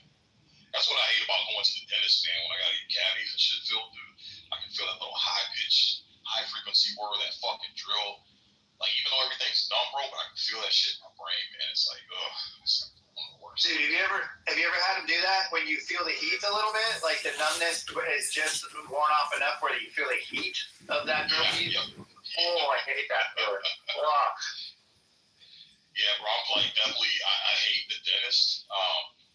So whenever I get work done, man, I'm like, yo, numb up my entire fucking jaw, give me the fucking gas. I take like 2 fucking aspirin, I'll smoke like half a joint. Like, that's how I gotta get it. That'll work. Hey, Sig, I wanted to ask you a question. In terms of like education, and I don't want to promote Jay Breska's masculinity mindset or whatever masculinity program or education that you provide, but I'm wondering what in the military overlays in terms of like if you were to give a class to young men on being a man, what overlays from the military in terms of like an operations or a frago, something to that extent, like how you conceptualize, plan, and execute. You want to take this one, or do you want me to hit this one, Sig? Go ahead, Marvel. Yeah, that's a good question. But go ahead, Marvel. You got it. Responsibility, accountability, discipline, attention to detail, planning, just not wasting your freaking time. When I went into boot camp, the one thing I learned was not wasting your freaking time, just getting your ass up out of bed and getting ready and wanting to start your freaking day. That's the one thing I freaking learned. I'm like, why was I wasting time taking a shower and brush my teeth? And you want to sit here and relax and get up in the morning. No, it was get your ass up in the morning, put your clothes on, wash your ass, shave, and get the fuck out and start your freaking day. Yeah, I agree with that. I got two. One is that when we were sick, we had to go into work anyway. and they would send us home if we were really sick. But you still had to get the fuck up, get dressed, go to work, be responsible, and then there was no such thing as a sick day where you just bitch and complain, right? And then, I mean, you could get sent if you're that sick, sent home, and then the other one is in the Marine Corps anyway, adapt and overcome. So basically, failing is required to succeed. So, you try to run it, you try to go over it, you can't go over it, you try to go around it, you can't go around it, so you blow a hole through it, but you make sure the hole's small enough that you won't damage, whatever's on the other side of it. And then you go, and then you hit the next wall, and then you try to go over it, you try to go around it, and you go through it. So the reality is, what I see in millennials is this desperate fear of failure, so they never try. And the Marine Corps is about adapting and overcoming. You know you're going to fail, but you can only fail so many times before you'll succeed. And so that would be mine. Yeah, it's just, I mean, I know Sick has way more military experience than I do, but that's just the basic level of when it comes to manhood. Like, you have to keep going, take accountability. Where you were wrong, if you're wrong, stay wrong till you get right. But well, yeah, that's a mess you made. Now here's what you made. Now clean it up and do it right. And I remember that was so insane when one of these petty officers said, "What's wrong with getting it right the first time?" I'm just like, "We're gonna get it wrong. We're gonna get it wrong." The first and second time, but like, I mean, I don't know where that question came from. That's what made me pop up out of nowhere and just say, "Hey, there's a lot of things in the military, and unfortunately, there's an environment that can man you the fuck up. Also, prison." Unfortunately, because that would teach you more survival skills as far as psychology is concerned. But I wouldn't recommend that because you don't learn social skills. I was talking with somebody, and they were telling me that their ex, like, you don't learn survival skills. So I wouldn't say prison could be a second, but I would never recommend prison. That's not for the fanfare, obviously. First in military. But I have seen some of the toughest guys come out of the yard, but I would never recommend that as the first choice.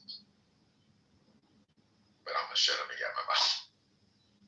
No, those are some good points. Yeah, I would agree wholeheartedly with Marvel and Mike. I think for me, kind of something that they didn't mention, John, is accountability, but not only self-accountability, but accountability to your team. That's one of the biggest points I think that kind of helped me step into manhood that the Marine Corps taught me, was that the world doesn't revolve around you. It's your team is greater than you are. Team is greater than self. So you have to be 100% on point. And two, it taught me a lot about patience and forgiveness. I think that's a huge part of being a man. As far as not like you can't be so quick to dismiss people, because the same people you dismiss, you're going to need them at some point. You're going to have to rely on them at some point. So that was a really valuable lesson that the Marine Corps really taught me. Something that I teach my sons as well. Just really look at how you treat people, and don't get so caught up on surface level shit, because surface level shit will put you in a fucking hurt locker, man. Later on down the road. So, but yeah, I would agree 100% with Marvel and Mike. Yeah, definitely. That's a good question. The Marine Corps also taught me the difference between men and women, and how they're both strong. How they're both strong, but differently. I think my first indication was when I would look at the physical fitness test the Marine Corps had. The men had to do like 17 pull-ups for a perfect score. And the women didn't have to do pull-ups. They used a pull-up bar, but they had to do these things called bent arm hangs, where they were helped up onto the bar, and then they put their chin above it, and they'd have to freeze and hold. And I never knew a woman that could do 17 pull-ups, and I never knew a guy that could hold at the top of the bar like that for more than like 60 seconds, and they would do it for over 2 minutes. So what I realized is that men had this like explosive power that was quick, and then it resets. and women have like this strong, steady power that just holds steady, and how like both of them have purposes, and the more that they stay in their lanes, the more powerful the combination is. Because like we go on like 20-mile hikes with an 80-pound pack, and like I never saw a woman complete one, but I never held it against her because I just knew like that's not going to be her strength. But there's other things that she'll be strong at, and so I guess that idea of explosive, resettable strength versus strong, steady strength has really like been something I've noticed beyond since then in my wife and in my daughter and things like that. Are you guys talking about the presidential fitness test? Did you hear that they might be bringing that back to the schools? I don't know if you were talking about that, but we were talking about maybe think of that. I was talking about the Marine Corps physical fitness exam that we do, but that would be super cool. Yeah, to anything to encourage kids to physically exercise would be awesome. Hey, I've got a question for In the Muff moderators. I'm in communication with a campaign donor who wants to join the room but says he's blocked, and he's my number one campaign contributor. I can say his name if you want to know the name, but I'm wondering if whoever's blocking him can unblock him so he can join the room. Name? I'll check my block list. It's the Clown House infamous and world famous man out of Brooklyn, Jay Bresca.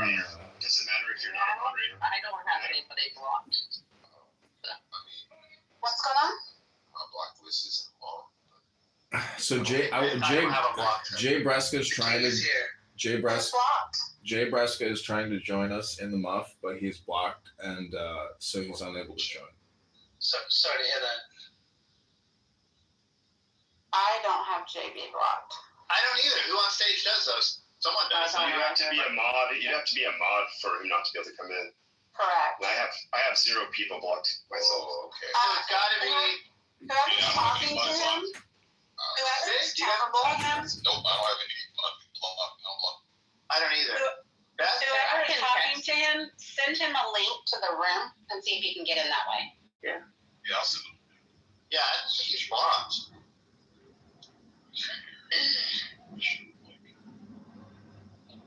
How's everyone doing this Friday? Happy Friday, y'all. Doing good. Just driving back from LaGuardia. Okay. Hey, King Nav, Naveen. This is West Coast, by the way. I don't think you know. I'm here. East Coast to West Coast. What's up? Well, I said West Coast, friend. I hope you remember me. Did you just say you were at LaGuardia, King? I said I'm driving back. I had to drop off my parents to LaGuardia. Oh, sorry to hear that. Yeah. Driving back from there. Actually, Trump rebuilt that airport really well. What? Watch everyone get triggered. I see my sister down there. Shout out to her. I'm just gonna say hello. How you doing with the red cap? Hey, King Nav, what do you think about John Bolton's house and office getting raided by the FBI today? I wonder if they cut his mustache while they were at it. I always wonder, like, dude, do you groom that shit? Like, you know, it's got like a piece of hair going that way, someone, you know, TV. Like, dude, why would you come on TV like that? You look like a piece of shit. Do we know, What do they call it when you have a mustache? A taster or something? A longevity taster or anything?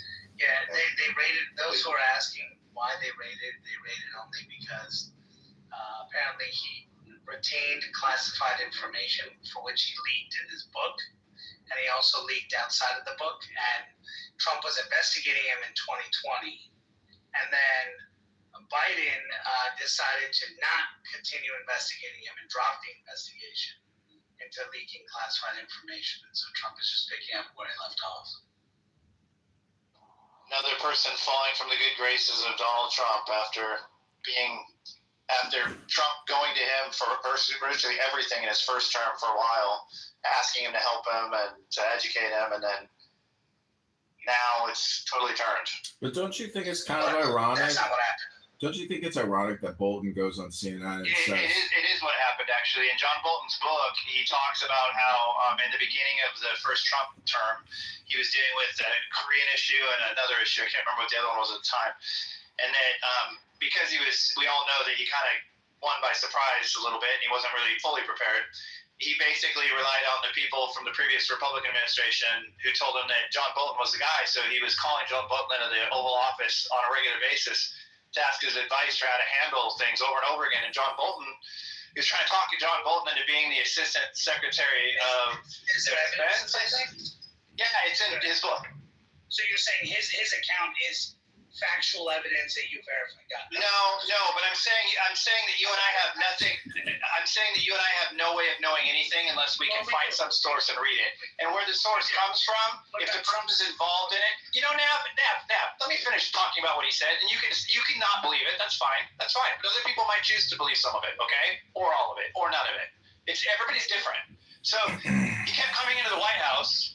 And over and over again, and Trump wanted him to be Assistant Secretary of Defense, I think it was. And he wanted to be Secretary of Defense. He kept saying, I'm not going to be an Assistant Secretary. But Trump would not give him that lead position. He wanted to put his own guy in between him and Bolton. So he kind of wanted to be able to, he just didn't want to give Bolton the job. Bolton kept coming in over and over again. Eventually Bolton got tired of being called up and coming in all the time because he wasn't being offered the position he was looking for. And so he went on vacation for 2 weeks, and Trump lit up his phone for a while and then gave up calling him. And when he got back, he was urgently requested to come back to the White House. He came back to the White House, and Mike Pence was walking in the hallway where he was, and Mike Pence said something like, "Welcome to the team," and he said, "Oh, I wasn't offered the job." And Mike Pence said, "No, but you're here, so you're part of the team." And so he goes in the book to describe how, not that Trump necessarily operates that way anymore, but how at the time, basically, he was surrounding himself with people, and if you were there, he wasn't necessarily giving positions to the formal way that it's done. He was just relying on people without making promises because ultimately he wanted to maintain more control, but still get the advice of the people that would typically be assigned those positions. So that was just an excerpt in his book that I remember him going into detail about. And Naveen said it's all bullshit, so maybe it is. Thanks. Welcome Mark to the room. Mark Rich is here. Mark, put Mark in your queue. Hey, Mark. Yeah, just to be clear, I said when people write these accounts and books and they don't cite other people, or there's no, for example, John Bolton's been on TV, never mentioned this several times, even promoting his book.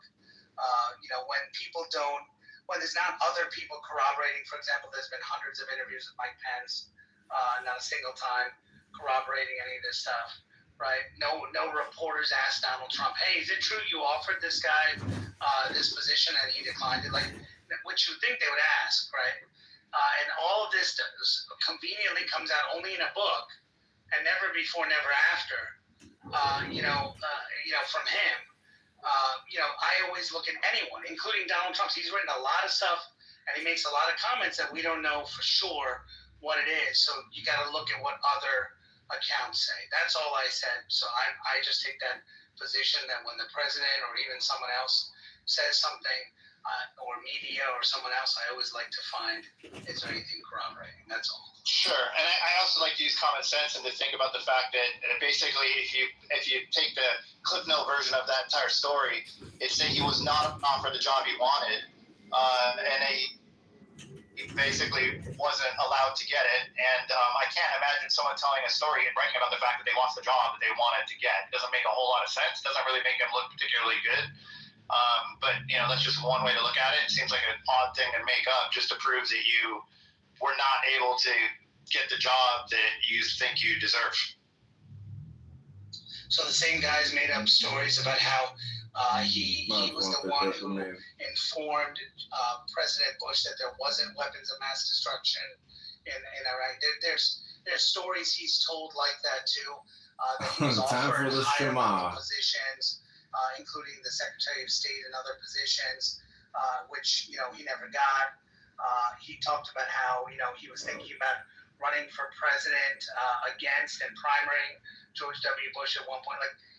There's hundreds of things he said. Again, I'm not saying that this guy's a habitual liar, but I'm saying when people write stories and they write books, oftentimes they need to make the book sound good. They need to keep the audience engaged. And so maybe what he's saying is true. I don't know. All I'm saying is typically something like this, where you take a person who's a industry known person What who is that? every Republican knew, but also every Democrat, knew and did. And you denied him a high-level position that he claims at least he was qualified for. You would think that would be a question that everyone would have asked and say, hey, why wouldn't you consider this guy for it, considering the people he had in those positions were way underqualified compared to John Bolton's resume. All I'm saying is that may be a position John Bolton wanted, and he's just upset he never got it. Right, and that's fine. That's your fictional narrative that you've made up. That's a distinct possibility. And then we have the guy that wrote his first person testimony of what he says happened, and he was closer to it than you. And we don't have a whole lot else to go off of, so I guess we'll never know. But thanks for always being there as a naysayer. We all do know that John Bolton was one of the most listened to Republican operatives in the previous administration, and we all know that Trump was not completely prepared when he popped in. So we know that because he served a long time, and a lot of people came to him for advice, especially the Bushes. 1.5 years he served, less than that. That's not a long time. And in that position, he served. No, he served. You said okay. I'm done. I mean, somehow I knew that. Even for two things. Somehow I knew that even as a moderator, you're going to overtalk me, and I also knew that you were going to disagree with everything I said. So let's just call it truth, and I'll just chill out. Thanks. And by the way, overtalking moderators sucks in every room. I try not to do it, but thanks. And it is against the House rules. Now might be a good time to review the House rules since we just had a little issue of doxing too. Rule number 1, no threats of violence. Rule number 2, no doxing. Number 3, stay on topic. Keep your shares brief. Do not interrupt speakers, especially the mods. Mods may interject when appropriate. The N-word and the K-words are forbidden on stage and in chat. Don't spam the chat. Don't bring your drama here from other rooms. English only. Keep families out of your mouth, and no speaking while eating on mic. There you go. So moderators, I do want to interrupt your heated discourse because I know people come here for their dopamine and their coffee in the morning. But we do have a circulator, a petition signature gatherer in Rockford on the ground, ready to receive your hard-earned campaign donations. So he's been invited to this room. He knows it's live. I'm trying to get him up on stage. His name is Joe. Since, congratulations, Sean. I'm happy for you. But since you did interrupt, I have a question for you. Why did you invite the doxing troll into the room? I didn't invite that person. I don't know who that person is, and I had nothing to do with that account. They were invited by you. I didn't invite that person. I don't know where you're getting that from. Okay. I hope you're not propagating the continuation of doxing of people on here. I am not. That's not cool. Well, I don't appreciate being accused of it, but I'm more than happy to defend my position. No, like I said, it just said he was invited here by you, so that's why I thought to question it. Well, I like to play pranks, but I know the rules in here, and I want to obey the rules, and I hope everybody here wants to obey the rules. Cool. Yeah, because the house owner has been rather generous with regards to giving you public support, so I hope so. So just to piggyback on the earlier conversation, I was just saying that John Bolton was not a person that Stephen Miller and other people was actually a person who, you can hate him or not, is and I actually don't like everything Stephen Miller says. It's actually, I could go for an hour about the things I don't like about him, but he's a person who the entire administration listened to. The other person who was in the room, which wasn't mentioned by someone earlier, was Donald Trump, and his claim is, I brought this guy in because he loves war. When he walked in with North Korea, immediately they all turned their heads and they said, oh shit, this guy's here, he wants to destroy us. He said, I used him the way he should be used. And he said others in the establishment recommended him to hire this person, which that part is corroborated. And he said, I need to bring him in a way that will allow me to say, hey, I don't want to do what these people are doing, but they also have to understand that if I need to, I will. And so he gave me credibility in terms of walking in a room saying, hey, I'll bomb the hell out of you. And so that is what the other person in the room said about it, but there was no mention of offers of position, which could have happened, but we'll never know that. So I just wanted to clarify that and just clarify that he was not the most listened to person in the administration. And in fact, a lot of people objected. In fact, in their books, which are personal accounts of what occurred, including Alyssa Farrow, who hates Donald Trump, wrote in her book that nobody in the administration wanted John Bolton to be hired. And for some reason, the president was insistent on hiring him, just like, other accounts are there too. Thank you.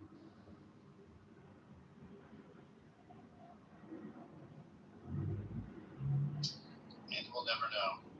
But you have both sides of the story.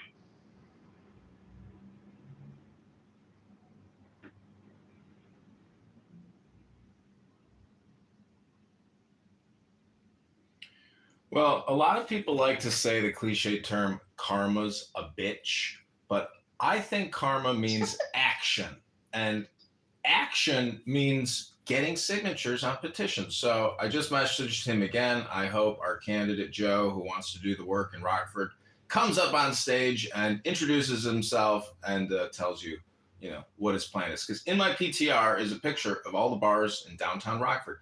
Tonight and tomorrow night, easily 300 signatures of confirmed voters in the 16th district. We have zero signatures. We have zero signatures. No signatures for ballot? Okay.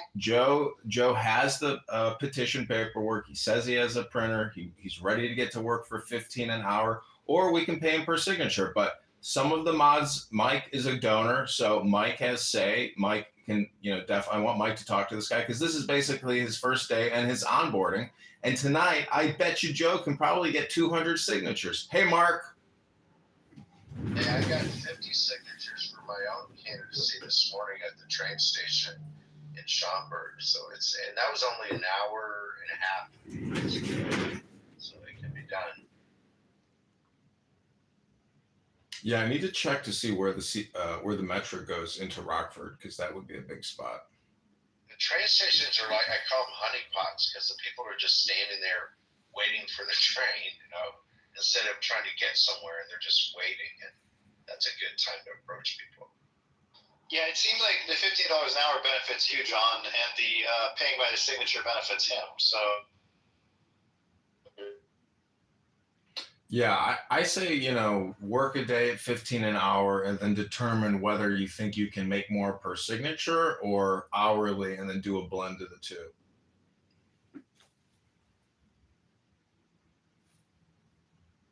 Yeah, it seems like 15 an hour is super cheap.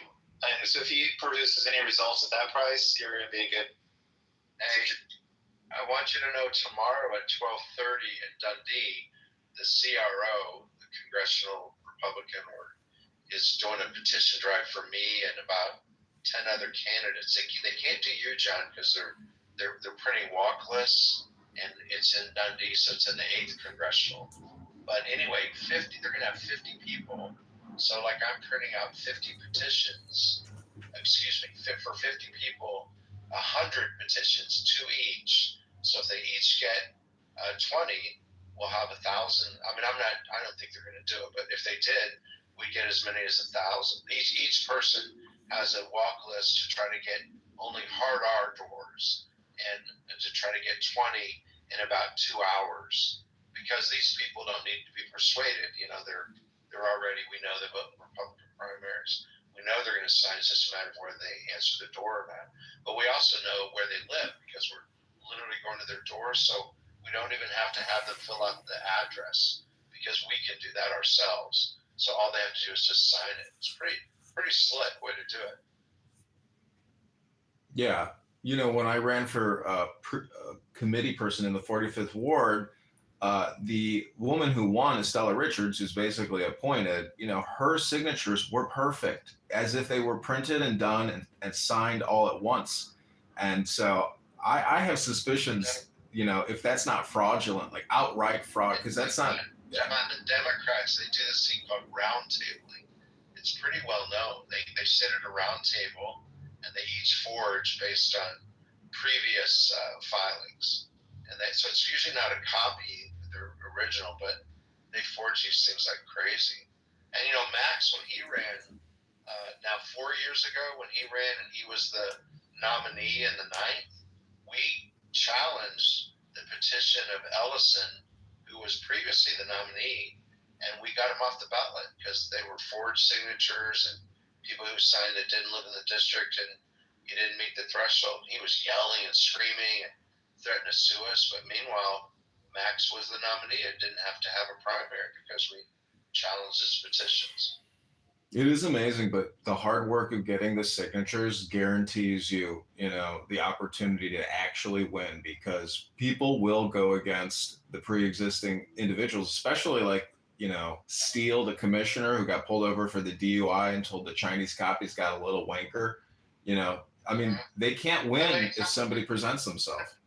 John, how many do you need? What's your minimum that you need? It's like 675. So basically just shy of 700. Just a little more than yours. And then what do you want to turn in, though? How many? I'd like to turn in 1,500 signatures. I was going to say mine's 750, and I'm hoping to turn it over 2,000. Because I know I have a challenger, and I know they're gonna challenge my petitions. Is the challenge in Springfield? No. It's in the State Board of Election building in the city downtown. Oh, that's good. And by the way, the last time they challenged Max, it's a long story. He stayed on the ballot just for a committee man, but we had to get affidavits signed and everything. But anyway, Max got kicked out. He was yelling at him. Like his rabbi signed for him, right? And Max got the signature himself, and it's his good friend Rabbi Hurd signed, and they said it was a forged signature. Because it doesn't match perfectly with the way he signed it 20 years ago when he signed on the voters registration form. So that happens a lot when they challenge you. You just never know. And it depends on the judge if he likes you or not. It's very subjective. It is, yeah. It was an experience meeting with the judge and the challenger's lawyer. That was a wild experience because it's basically like a public speaking engagement where you can't act. Because maybe I didn't have representation, I couldn't actually technically do any real procedural stuff to force more communication. In terms of like getting the challenger to appear and provide testimony. Well, so my experience is you have both parties there, either the lawyer and the candidate or both, and it's sort of like a negotiation. Each and every signature, they look at it and you look at it, and the judge says one way or the other, either in or out, and you argue about it sometimes. But Max, he argued so much that they had to ask him to leave. He got so angry when it didn't go his way. Well, I wish you both well in your campaign. Thank you. Good luck. Do you know that my district, the 8th district, Trump lost the 8th district, but only by 1%. So my district is now D+1. So I've actually got the closest race in the whole state in terms of a flip. There's nothing even close. The next one I think is a D5, the next closest one. I looked at your X account. Why you're not posting anything new on X? I know. I need to. Do you know anybody I can hire? I'm just overwhelmed. I had somebody and I let him go. I can retweet everything you need to retweet, but it's a question is how do you want to use it? Like, do you really want to use it, or do you just want to keep it generic? No, I'd like to build an audience and do the whole thing, but I personally don't have the time to do it. I need to hire somebody. Well, you wanted to say something? Yeah, I was going to ask you, Mr. Martin, what's your budget? No, I don't even have a budget for social media. I just don't. No, I just need to find a good person and pay whatever is reasonable to do that. I know a good guy. If you have anybody reach out to me if somebody wants to do it. I've had different people do it in the past. I'm gonna DM you in the back channels. Okay, cool. And Mr. John. Oh, did he run away? Yeah, I'm here. Is there something you want to ask? No, I just want you to remember what I told you. Yeah, I don't remember what you told me. Sorry, Lord.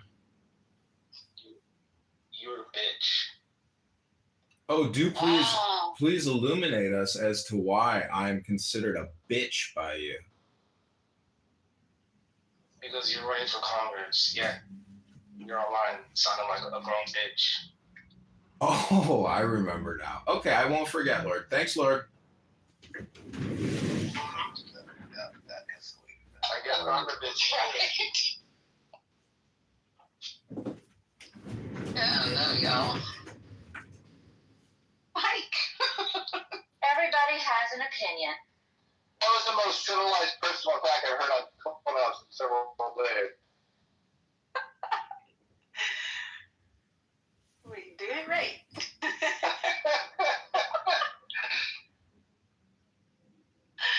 It was very anticlimactic. You're a bitch. Why am I bitching? Yeah. Anticlimactic. Okay. Thanks for sharing, everybody. See, Lord, you know what I'm doing over here? I'm sitting here playing with my mustache and I'm taking deep breaths. But I remember what you told me yesterday, and I'm not going to forget it. So thank you very little, Lord. That's good. That's good. Oh, there's a backstory. What is it? Meaning and influencing people? Okay, I want an origin story. I want an MCU movie of this versus John.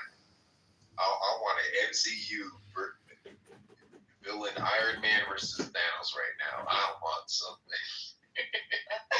So funny how chill Lord was when he said it. He's like, hey, John, remember what I said to you the other day? Oh, right. Yeah, remember, what was that? Oh, it was that you're a bitch. It's just funny. John's like, okay, thank you. I'll remember that.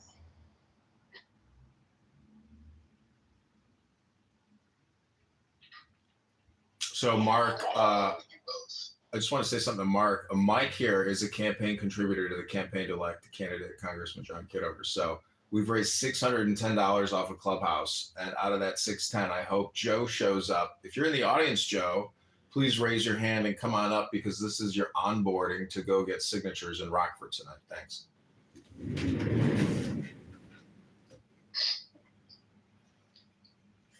Always a campaigner. Joe? Which Joe?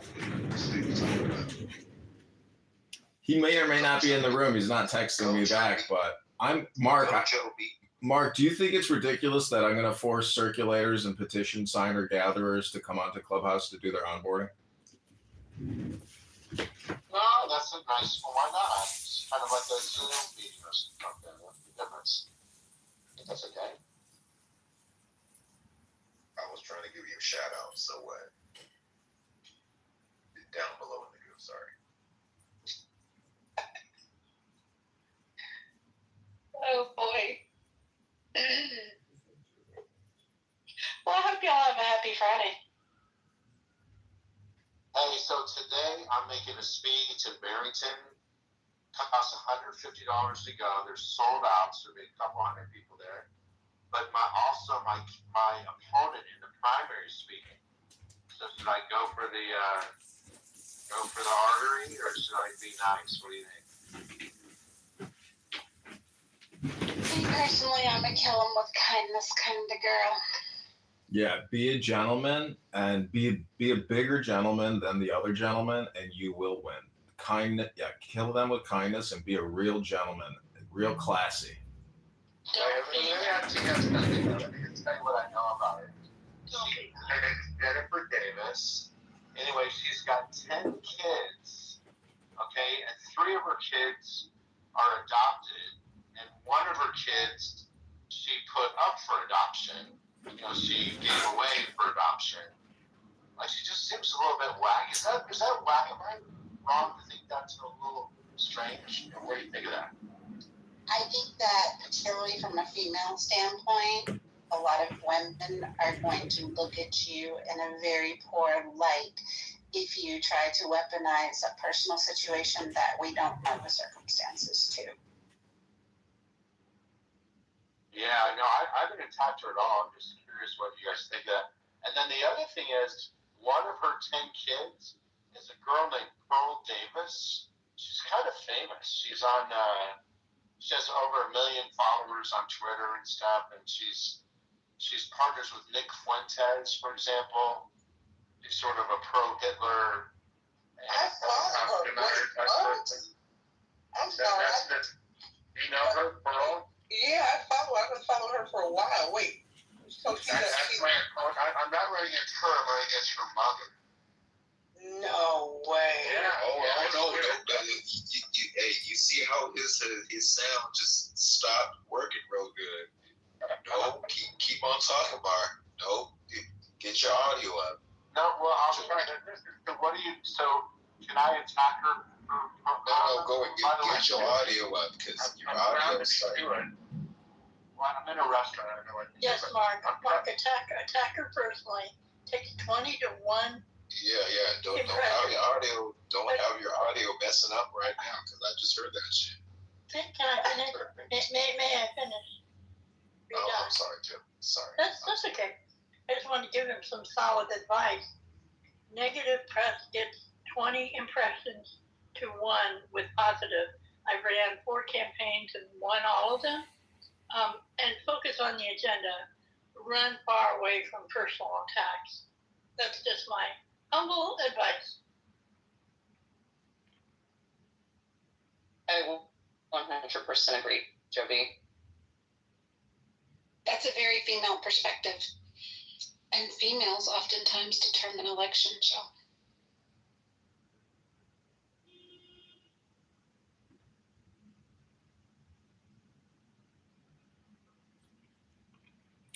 Yeah, when I ran for junior class president, I made a joke about how I raised $5,000 in a date auction, but if we auctioned off the ladies here at school, we wouldn't raise enough to get a Snickers bar. So I was charged with sexual harassment for making a joke during my campaign speech, and I lost the election. So, be a gentleman always, and generally, it's all about that positive vibration, because when you bring up an adopted child, that immediately, causes a friction. So I would leave it out of your communication and replace it with positive, in the muff, mojo vibrations. There's something off about you.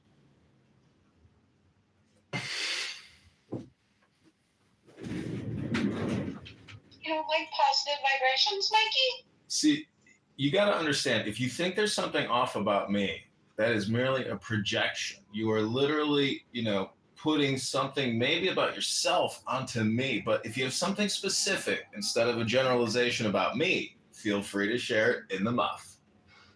Oh, Lord.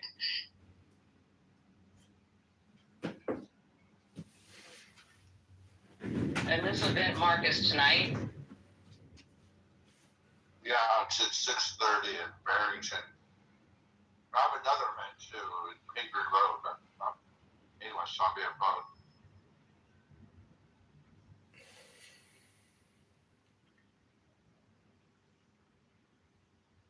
Mark, what do you think about breathing in the muff? I like Selectively Social's profile add-on. Very good PSA for Clubhouse. Inside every person you know, there's a person you don't know. Isn't that the truth? Jeez. Right? So, Mark, I don't know. Oh, go ahead. I was just going to say, I'm still a fan of to live with somebody is to truly know them. Yeah, a lot of people who casually date, you don't know another person until you live with them, for example, like I try not to show people my recording studio room because they would say, why do you have 15 phones pointing at one phone?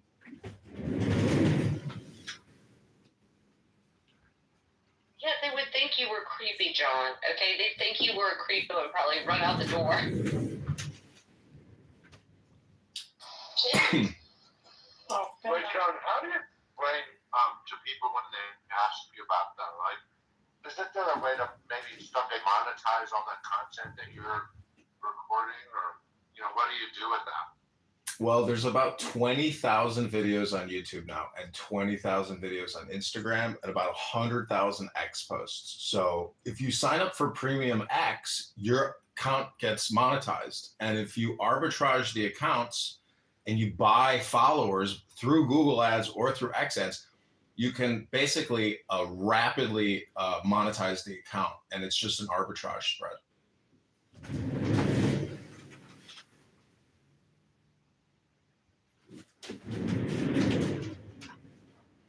But I don't think people are going to be that interested in watching old Clubhouse rooms. But nonetheless, yeah, the goal is I'm killing two birds with one stone as I campaign for Congress, because Congressman John Kitover is a brand. And essentially, I've got 30 YouTube accounts, all branded Congressman John Kitover, with 20,000 videos. So if I were to, build up more followers by buying followers through Google Ads, it allows you to monetize the account very rapidly. But at this point, I'm really taking my sweet ass time because, I don't know, Clubhouse is a lot of fun. And the reason why this room is happening right now, and there's two Anons in the room. We have a couple people listening. So there are some people that are not friendly to this campaign that I'm running. They think that I'm being taken advantage of by In the Muff. And the truth is, there's a lot of salty, unhappy people on this app with their own conditions in life. That means their reality is not optimized. And so, part of what I'm doing here on Clownhouse, I hope is therapeutic for others and myself, and progressive in the sense that, we achieve a greater responsibility and power, and we help right the ship, which is basically that the economy is totally artificial, that we're borrowing and spending just to pay ourselves. So the whole system is upside down. And I think using Clubhouse, to flip it back upside down with the light touch of a feather is the best way to be in the muff. So, John, people are asking, what is your agenda as congressman? Are you able to answer that? Like, what do you look forward to having and to pushing forward for the people? Sure. So I answered this. I did a big podcast interview yesterday. Not you, John. Mark. Oh, I'm sorry, Mark. Go ahead. What you said? Why am I running, basically? At the president? No, your agenda, your platform. So I'm probably very close to the MAGA movement agenda. I'm very conservative across the board, whether that's guns, taxes, energy policy, foreign policy. It's boring to talk about it, but if you have specific questions, I can answer them. But you probably think I'm Donald Trump, basically. I do. What's your position on education choice? 100% for choice, more of it.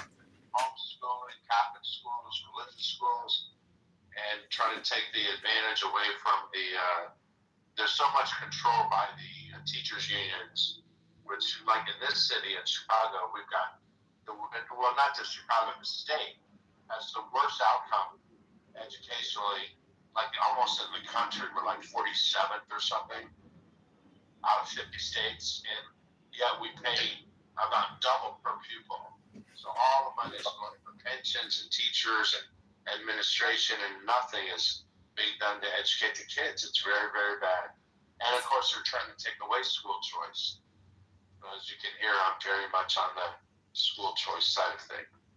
I don't know anything, by the way, where when there's no competition, you get better service or a better price. And that's what they've done in the state. Basically, they've made it almost impossible for others to compete. I understand you guys get I don't know if the rest of the room is interested, but you get on average 30 grand a student per year. Should have outcomes. Oh, he's on the phone. Yeah, like I said, it's like double what a lot of the other states, like private schools, for example, they have test scores that are about double. In other words, like the reading proficiency and math proficiency in public schools in Chicago is about 20%. So 80% of the kids can't even read it, at grade level. But the private schools, the same tests, it's the other way around. It's like 80% of them are at grade, maybe even higher, and yet they spend half the money per pupil. It's like $15,000 per pupil. There you go, friends. And then choice person. I'll be quiet now. Mr. Mark, I think I would love to ask you like two questions of like, and these two questions are related to like current events that are currently happening in the United States or globally. Okay, go. All right, the first question is, what are your opinions on issues like, I was reading this recent headline, there's a Israeli head of cybersecurity, Tom Alexandrovich. He was arrested in Nevada for like child sex crimes, and I think you've heard the story. And Honestly, I don't know. I hadn't heard about that. Yeah. Somebody's got them behind, they should go to jail. All right, and the second question I have for you is, currently, we're living in a new world order. CDC child health death records indicate catastrophic transgenerational harm of mass mRNA vaccination. A new analysis of CDC data shows children born following mass mRNA vaccination of mothers are dying at 77% excess. 30-year decline in infant child mortality reversed in 2021. There seems to be like a transgenerational effect, sustained excess mortality in children never injected or infected with COVID. Death rose among infants in Utah. If you could vaccinate my 4 against vaccinating kids with experimental. I'm not done. Wait. Wait for me to finish answering. Okay, asking the question. It's kind of long. So basically, data is showing us that there's a catastrophic transgenerational harm of mRNA vaccines that were rolled out. They're noticing a 30-year decline in infant child mortality that was reversed in 2021. And there seems to be a transgenerational effect, which means that basically, the blood of many has been tainted and could never come back. The depopulation is happening. The populations of the world are falling. Children born from parents that took mRNA vaccines are dying. As Congressman, what would you do to address this issue of depopulation? So I'm very much aligned with RFK Jr. and his views on this. It's not a one-sentence answer, but I'm very suspicious. And those stats that you are saying, I wouldn't doubt it. I can't see it to verify it, but I think one of the biggest crimes of humanity is going to be in the future. We're going to look back and see that we've murdered lots of people, and I have friends. I have friends that have died arguably from taking the vaccine. So I'm in that camp that I think we should never mandate that people have to take it. I'm way against that. Because data and scientific studies are showing every day that the COVID shots are depopulating the world, and they are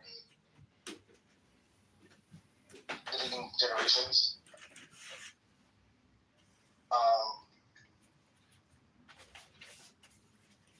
As Congressman,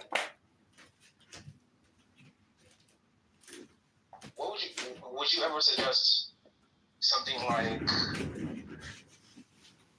sending someone like Dr. Fauci to the DOJ? Why not? Yeah, sure. How serious of an issue do you think this is? Needs to go to jail. How serious of an issue do you think this is? I do really. My intuition is that it's very serious, but I'm not a medical doctor, so I don't know what I'm talking about. I read the same stuff you do. Sometimes. Yeah, I have an opinion. That's what I'm going to hear yours. People, you don't tell me about that. So if you can say multinational, why can't you say Pakistan? I mean, it's no brainer. Think about that now.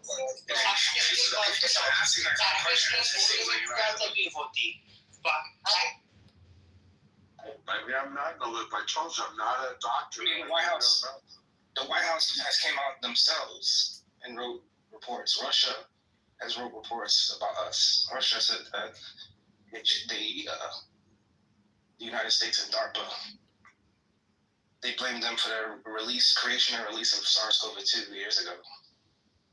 They have a 4,000-page document connecting COVID-19 to DARPA, Obama. You know, they already done everything, and Russia knows everything. Look, I just am for transparency. I would like to get to the bottom of that. I know that they were, even me, like if I said something bad about, COVID or the origins of COVID, did you countdown, Did you and or your family take the COVID-19 vaccine? Well, we're about 50-50. There's 6 of us. Did any of your children take it? 2 did, yeah.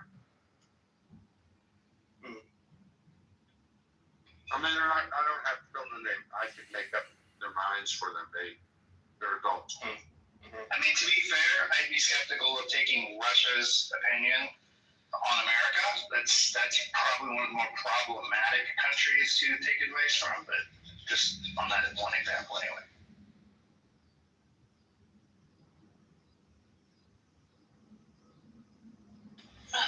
Mark, I encourage you to read a book called The Collapse of China and or Who Will Tell the People.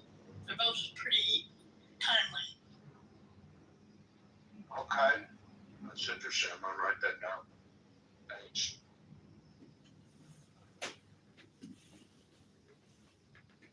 Well, I will say thank you, Mark. I appreciate your responses. Thanks for the questions. I enjoy dialogue like this. But I'm not a politician, by the way. I mean, I ran. I lost by a little bit. I really have a chance to win this time. But I'm in total opposite. I emphasize again, it is free to join my community. The stocks I share are also free. The techniques and strategies.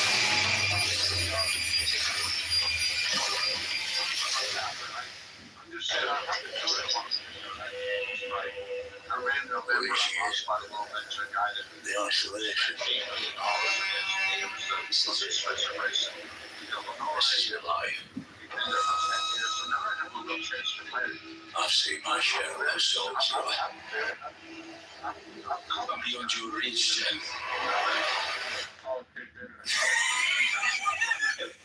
There's so much corruption and lies. Things are lying to us.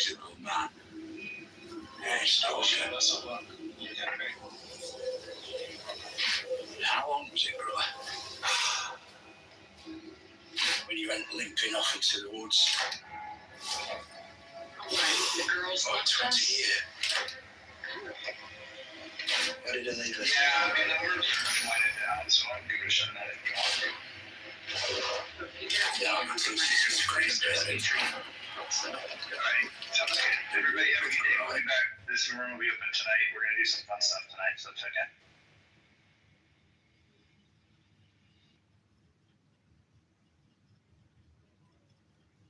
Well, Craig C., welcome to Canada Congressman John Kitover's podcast.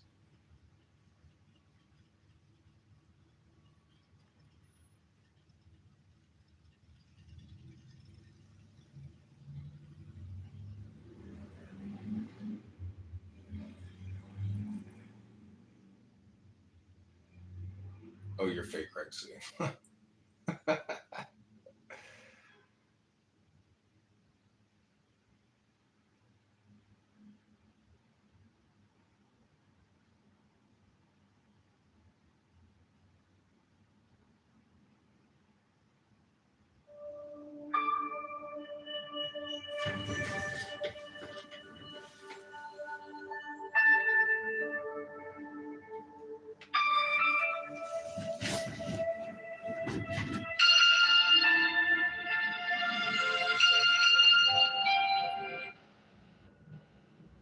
Okay, I'm gonna end this one. Go back to the month.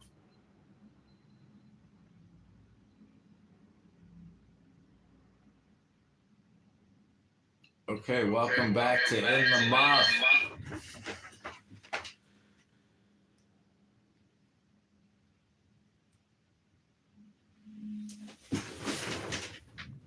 Okay, everybody, welcome back to In the Muff. I can't unfortunately change the room title, but we're gonna invite some people back and keep this little game going.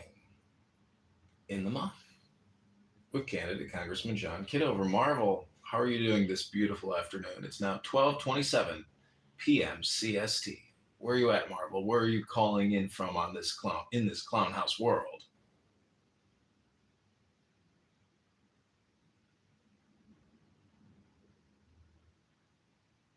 And why don't you come up, because I think you're going to be an instrumental component of this campaign with your walkaway movement. Did we decide that we're going to work together on the campaign? I know you said you would talk to Joe Hero and get the okay. It sounded to me like he was okay with it. I know you got a big TikTok audience. Saw you crushing it one day. I was like, wow, look at this.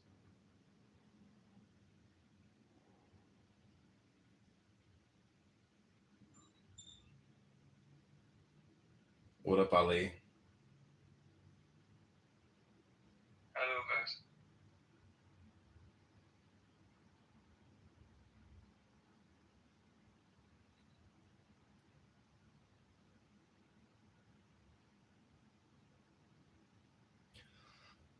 Okay, so that's PTR. That's myself and former Congressman Ron Paul. Ron Paul just had his 90th birthday party. I pray that everybody in this room can get to 90 at least. It's a big, big energy can make it to 90. Gotta have a lot of positive mojo vibrations.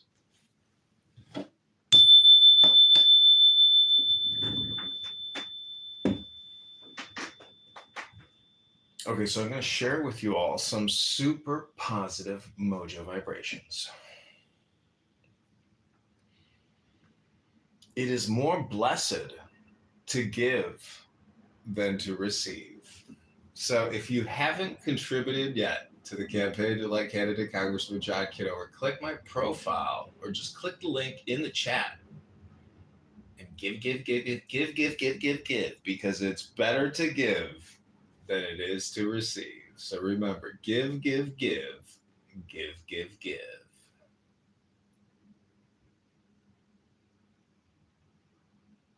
Okay, we're gonna do a quick little pause break as you give. We're gonna do a 5-minute silence. Here we go. Starting the 5 minutes, take the deepest breath of the day.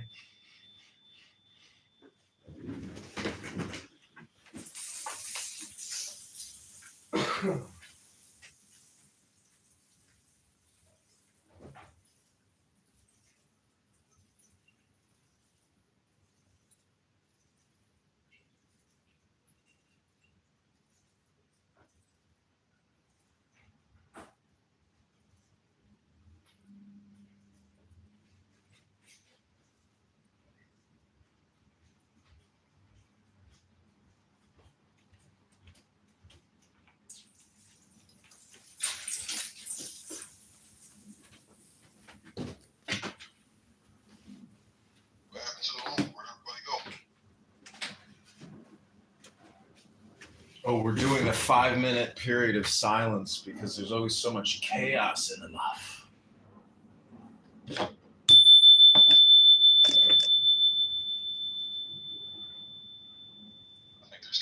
every month, bro.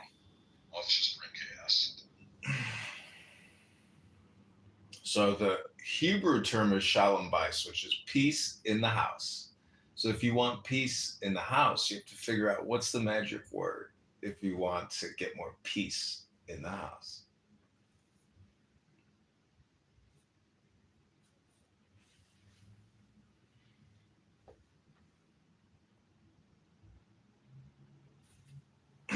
It starts with an S and ends with an E. What does it spell? Sentence.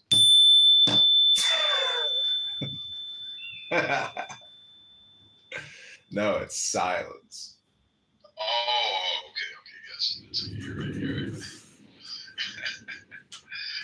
Oh, fuck.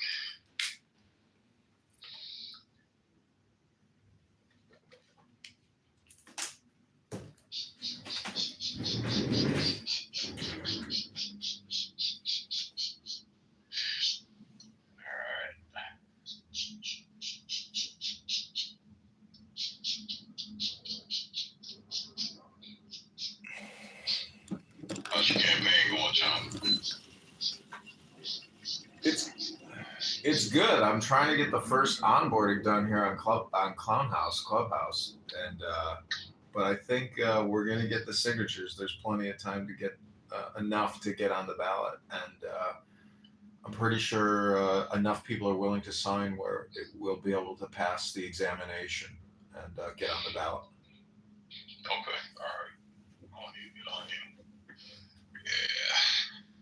So you got I heard, because I was gonna throw you a couple of dollars, man, help you out. But I heard that everybody's name has to be like accounted for and all that shit.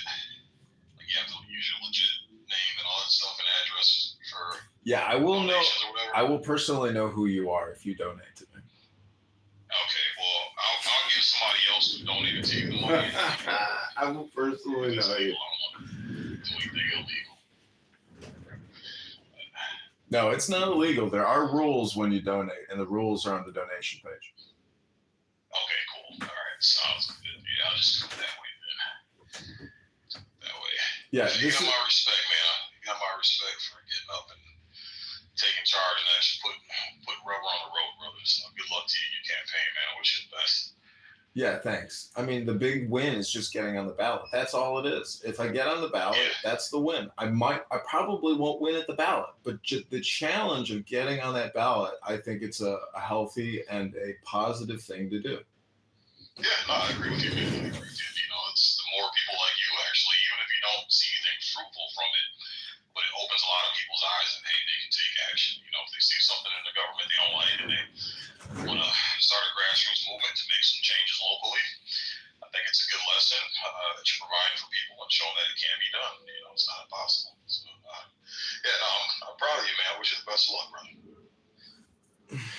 It's fun because it does allow you to center yourself on social media, and they keep taking my X account down. Unbelievable. And every day I have to re-verify it. So enough people are complaining against me on alternative platforms and this platform as well that, you know, that the fact that the accounts aren't getting deleted is a big win for me, because I have a YouTube account with 7,000 videos on it, 3,000 videos. If they delete one of those, that's many years of work. So, the way I conduct myself, but the way that I'm also, I'm just saying as you have seen in this room today, people come in here with very negative mojo vibrations. So these people that are complaining for your accounts, are those people here on Clubhouse, or these are like outside people that just don't want to see you on the ballot? I think it's both, because I've got haters on all platforms at this point, but not like, I hope, bad haters. But what I'm just trying to say that in the muff, you got to take a deep breath, because everything is just for a day. And if I think that this app, and I say it all the time, I think it's a roast room, and I am self-deprecating, but I will also roast other people. And I do like it when I get roasted because it's a kick, it is a kick. And In the Muff is where it's at. I just can't wait for the #1 campaign fundraiser to the campaign to reappear in the Muff and bring us the super positive mojo vibrations. I'll be sure to let him know you miss him. I've tried to support the spirit of, how he wants things run. The rules are important, and I've heard the rules, be violated today. And I would just say reading the rules here forces you in the now, because in the Muff, you are not allowed to talk about former drama rooms or anything from the past. Look at the rules. What is it, rule number 4? This is true, but we all know that Mojo comes on slant on interpreting the rules, and then he allows occasional bending here and there on certain rules, that being one of them. And I have worked pretty hard to try and not let the gossip mill and the rumor mill just get carried away in the conversation. If I feel like it's starting to get that way, I try to bring it back and say, okay, let's just not rehash that here. But I also don't want to stop people from engaging in conversation either. And I think as long as they're being respectful and they're trying to be conscientious about, not laying out names and just shit talking people for the purpose of shit talking people, I will tend to let that slide occasion. But I do try to keep a handle on it. Serendipity that I know. This woman's serendipity I know. I've got some tea about her. Edie knows all my dirty secrets. All the bones are buried. Yes, she does, because she helped me bury them. Assured mutual destruction, my darling. Yeah, exactly. That's how you make sure somebody's going to talk shit. You just make sure that they're involved in all the shit. That's right. Get them to help you bury the bodies. But we actually have had some really great discussions in here the last few days, too. I mean, there's been a lot of positive discourse and dialogue, I think. So, that's a win. And we got a lot more around. People was taking pot shots at the old masculinity mentioned this morning sake. Not pot shots, but airing their grievances. And I said, you kind of got to take that house for what it is, though. It's boy locker mentality. Both hearing the guys be guys.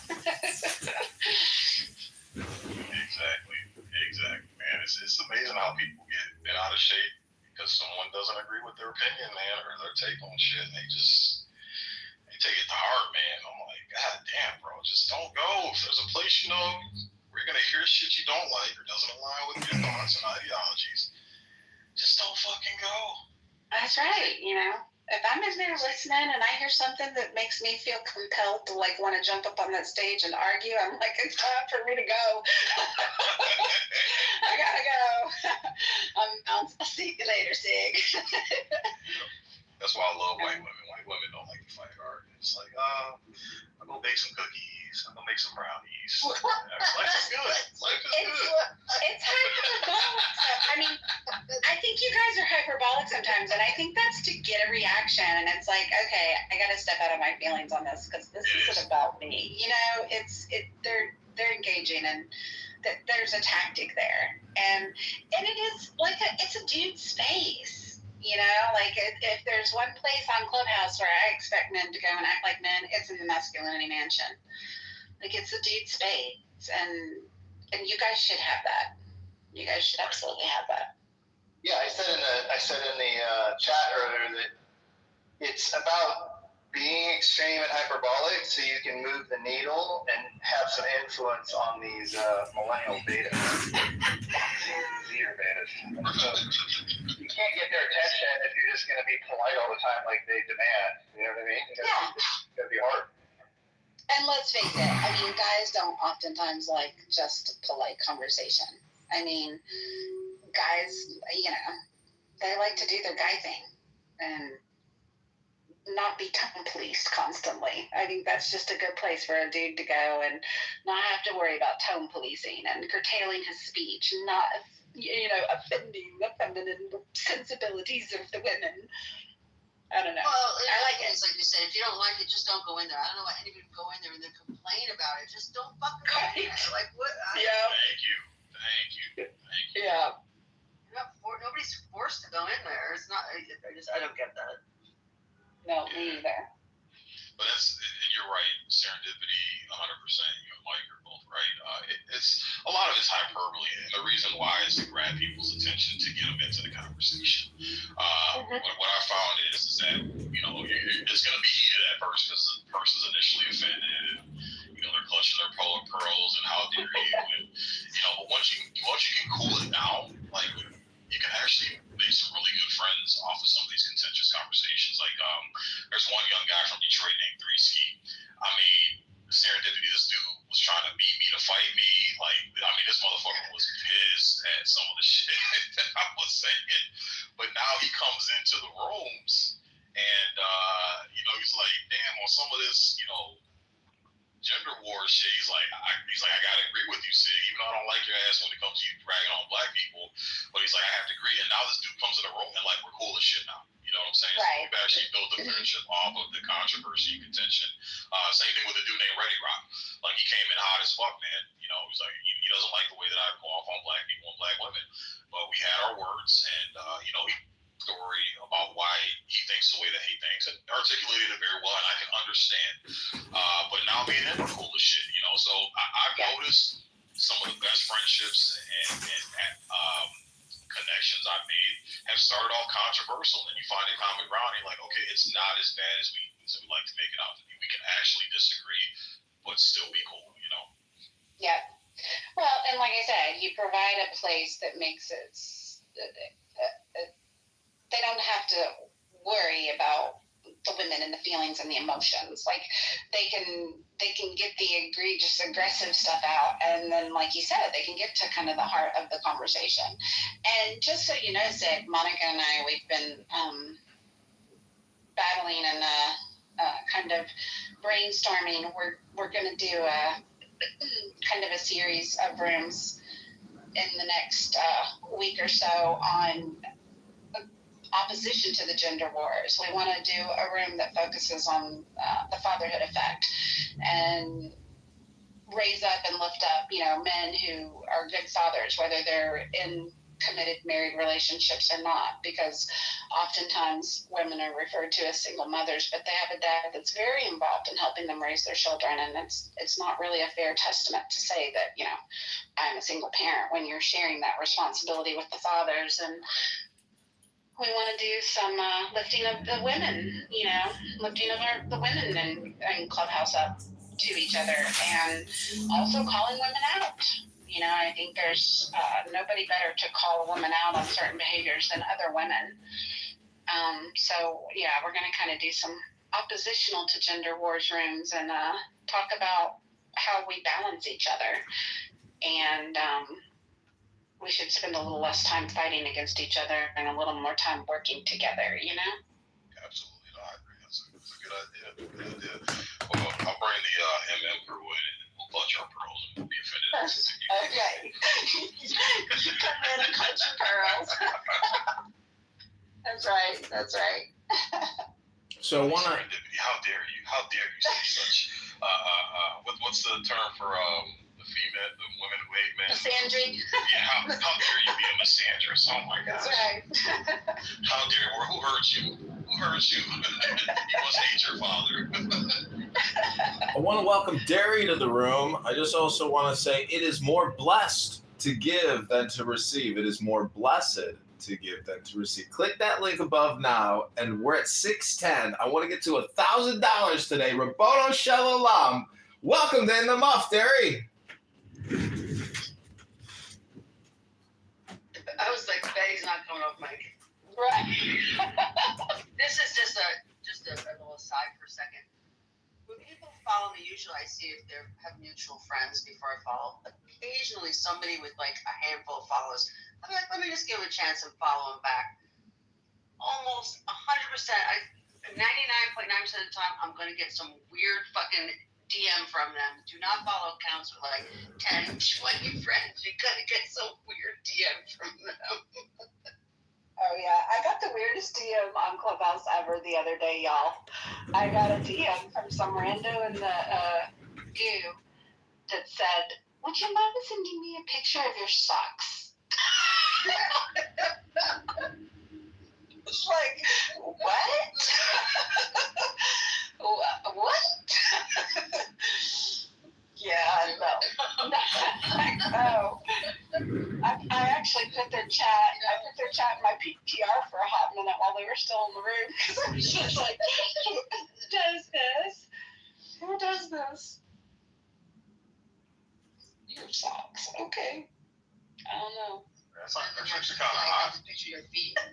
First it's the socks, then it's the feet. Right. If I'd have done it, I would have totally gone in there and taken a picture of the baby's feet. I can totally see you in some winter wool socks serendipity. Right. Such a turtle. Legs stretched out on the ottoman in front of the fireplace. Pull the sock down just enough to get a little bit of ankle out. Oh, God. Yeah, there you go. One thing, Sig, that I appreciate about you is that when there's drama going on, people are like, this person, you always ask for receipts, and you're always, I think, very good about not letting people run their mouths unless they, have something to back it up with. And you did it with me once, but I'm not going to mention the person's name because they don't deserve my attention. But, and I appreciate that you try to be level-headed with the drama. Yeah, no, absolutely, man. I just, it's a golden rule. Treat people how you want to be treated. I wouldn't want anybody just taking somebody else's word for granted to, not like me or give them an excuse to hang with me or whatever. So I try to do the same thing. Yeah, that's the thing. Like I said, I don't make other people's beefs my beefs. It's just, I just don't, man. It's just been my rule for a long time. So if, unless you do something egregious like you actually are a sexual offender, something egregious like that, then yeah, I wouldn't fuck with that person regardless. But just stupid shit. This person, why are you hanging around them because they did it? I don't care. I don't care. And if it's that bad, then show me something that they did. And if you can't show me, then shut the fuck up. I don't care. Yeah. Yep, I agree. I don't know. I try to lead with giving.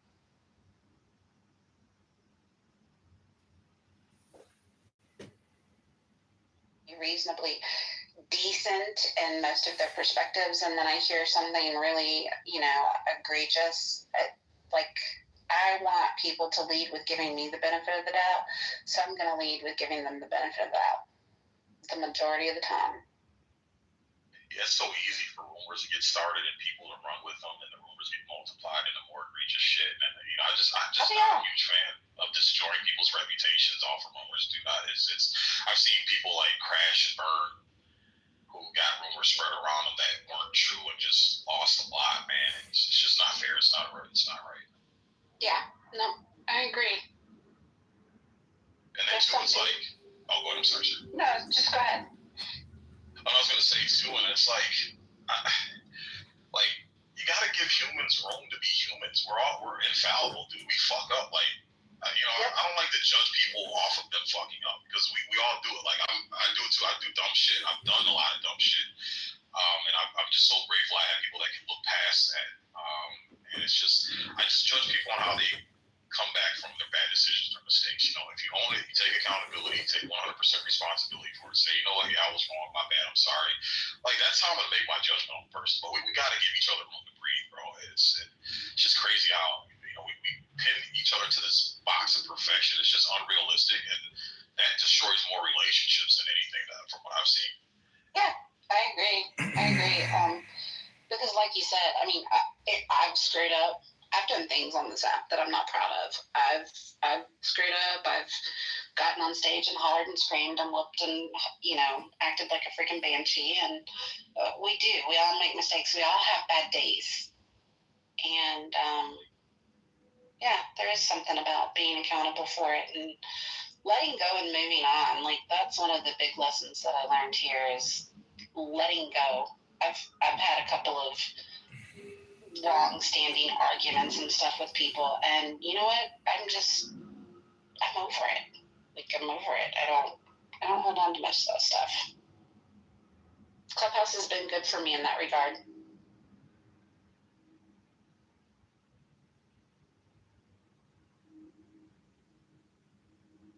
Well, it always begs the question, what is the golden rule? Then who here thinks that treat others the way you want to be treated is the golden rule, which is treat other people with respect? That's your neighbor. That's what peace in the home is, because if you treat your partner with respect, they're going to give you the same respect. But, I see a lot of situations where maybe some people aren't consciously aware that they're not giving respect and they're giving disrespect in their communication. I'm not sure that they're not consciously aware. Sometimes I think they're very aware.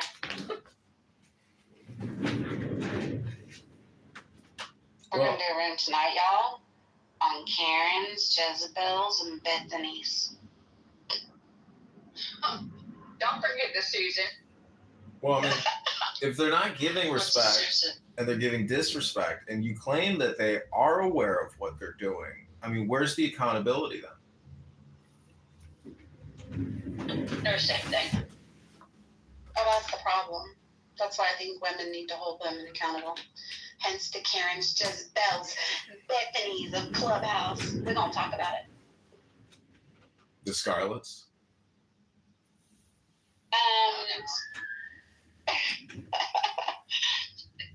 Scarlett's gonna help.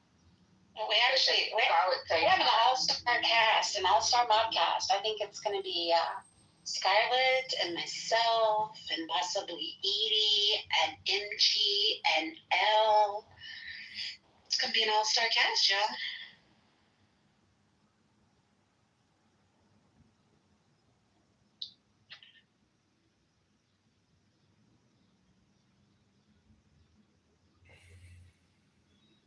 Well, there's nothing better than a good top of a muffin and a cup of coffee in the muff on a Friday morning. That's right.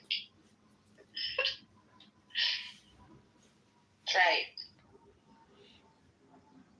So I also just want to point out the number 9 rule of this room or this house is no drama from former rooms. But I would encourage anyone here to try to, enforce the rule. But, I'm willing to bet within 6 minutes, somebody's going to break that rule.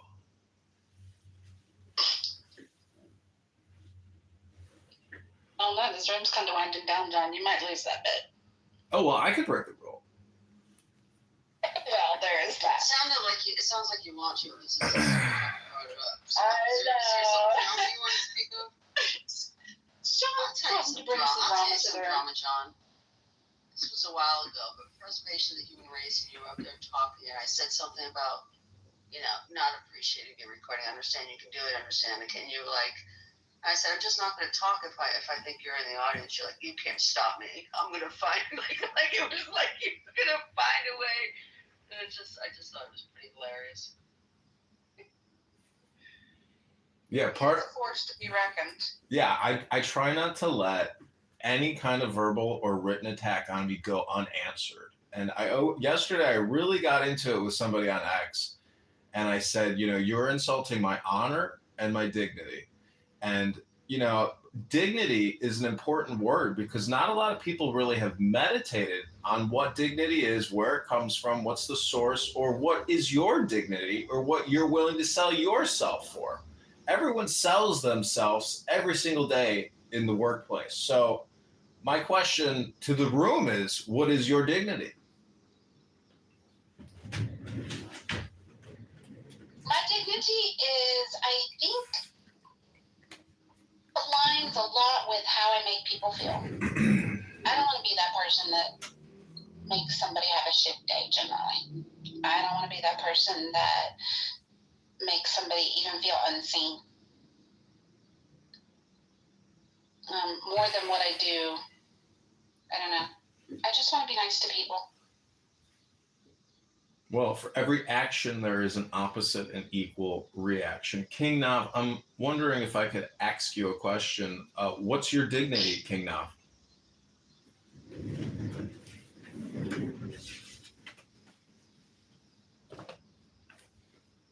Normo! Yo, what's up? You're such a little broom slut. You never stay anywhere for very long. Ah. You pop in here and I'll be like, oh, I'm going to say hey to Murph. And I look and you're gone. And I'm like, God. He never sticks around. Pour me a martini and threaten me with a good time. Yep, he's always bouncing around. I'm just like, missed him again. You're in, you're out. We must. I guess I have like some kind of an extreme case. I like modding 3 rooms at a time. But I don't think I've ever hit 4. Is that what it is? You're mod or L normal. That's what we call it. Yeah. I'm like, we must just bore the shit out of him. He's literally not in here for 30 seconds. It's like, peace, I'm out. El Normo, I'm wondering if you could read. Oh, he left. See? He's like, I'm done. Got my green bean and I'm out. He's a 60-second in the muff kind of guy. Yeah. Gone in 60 seconds. We have those.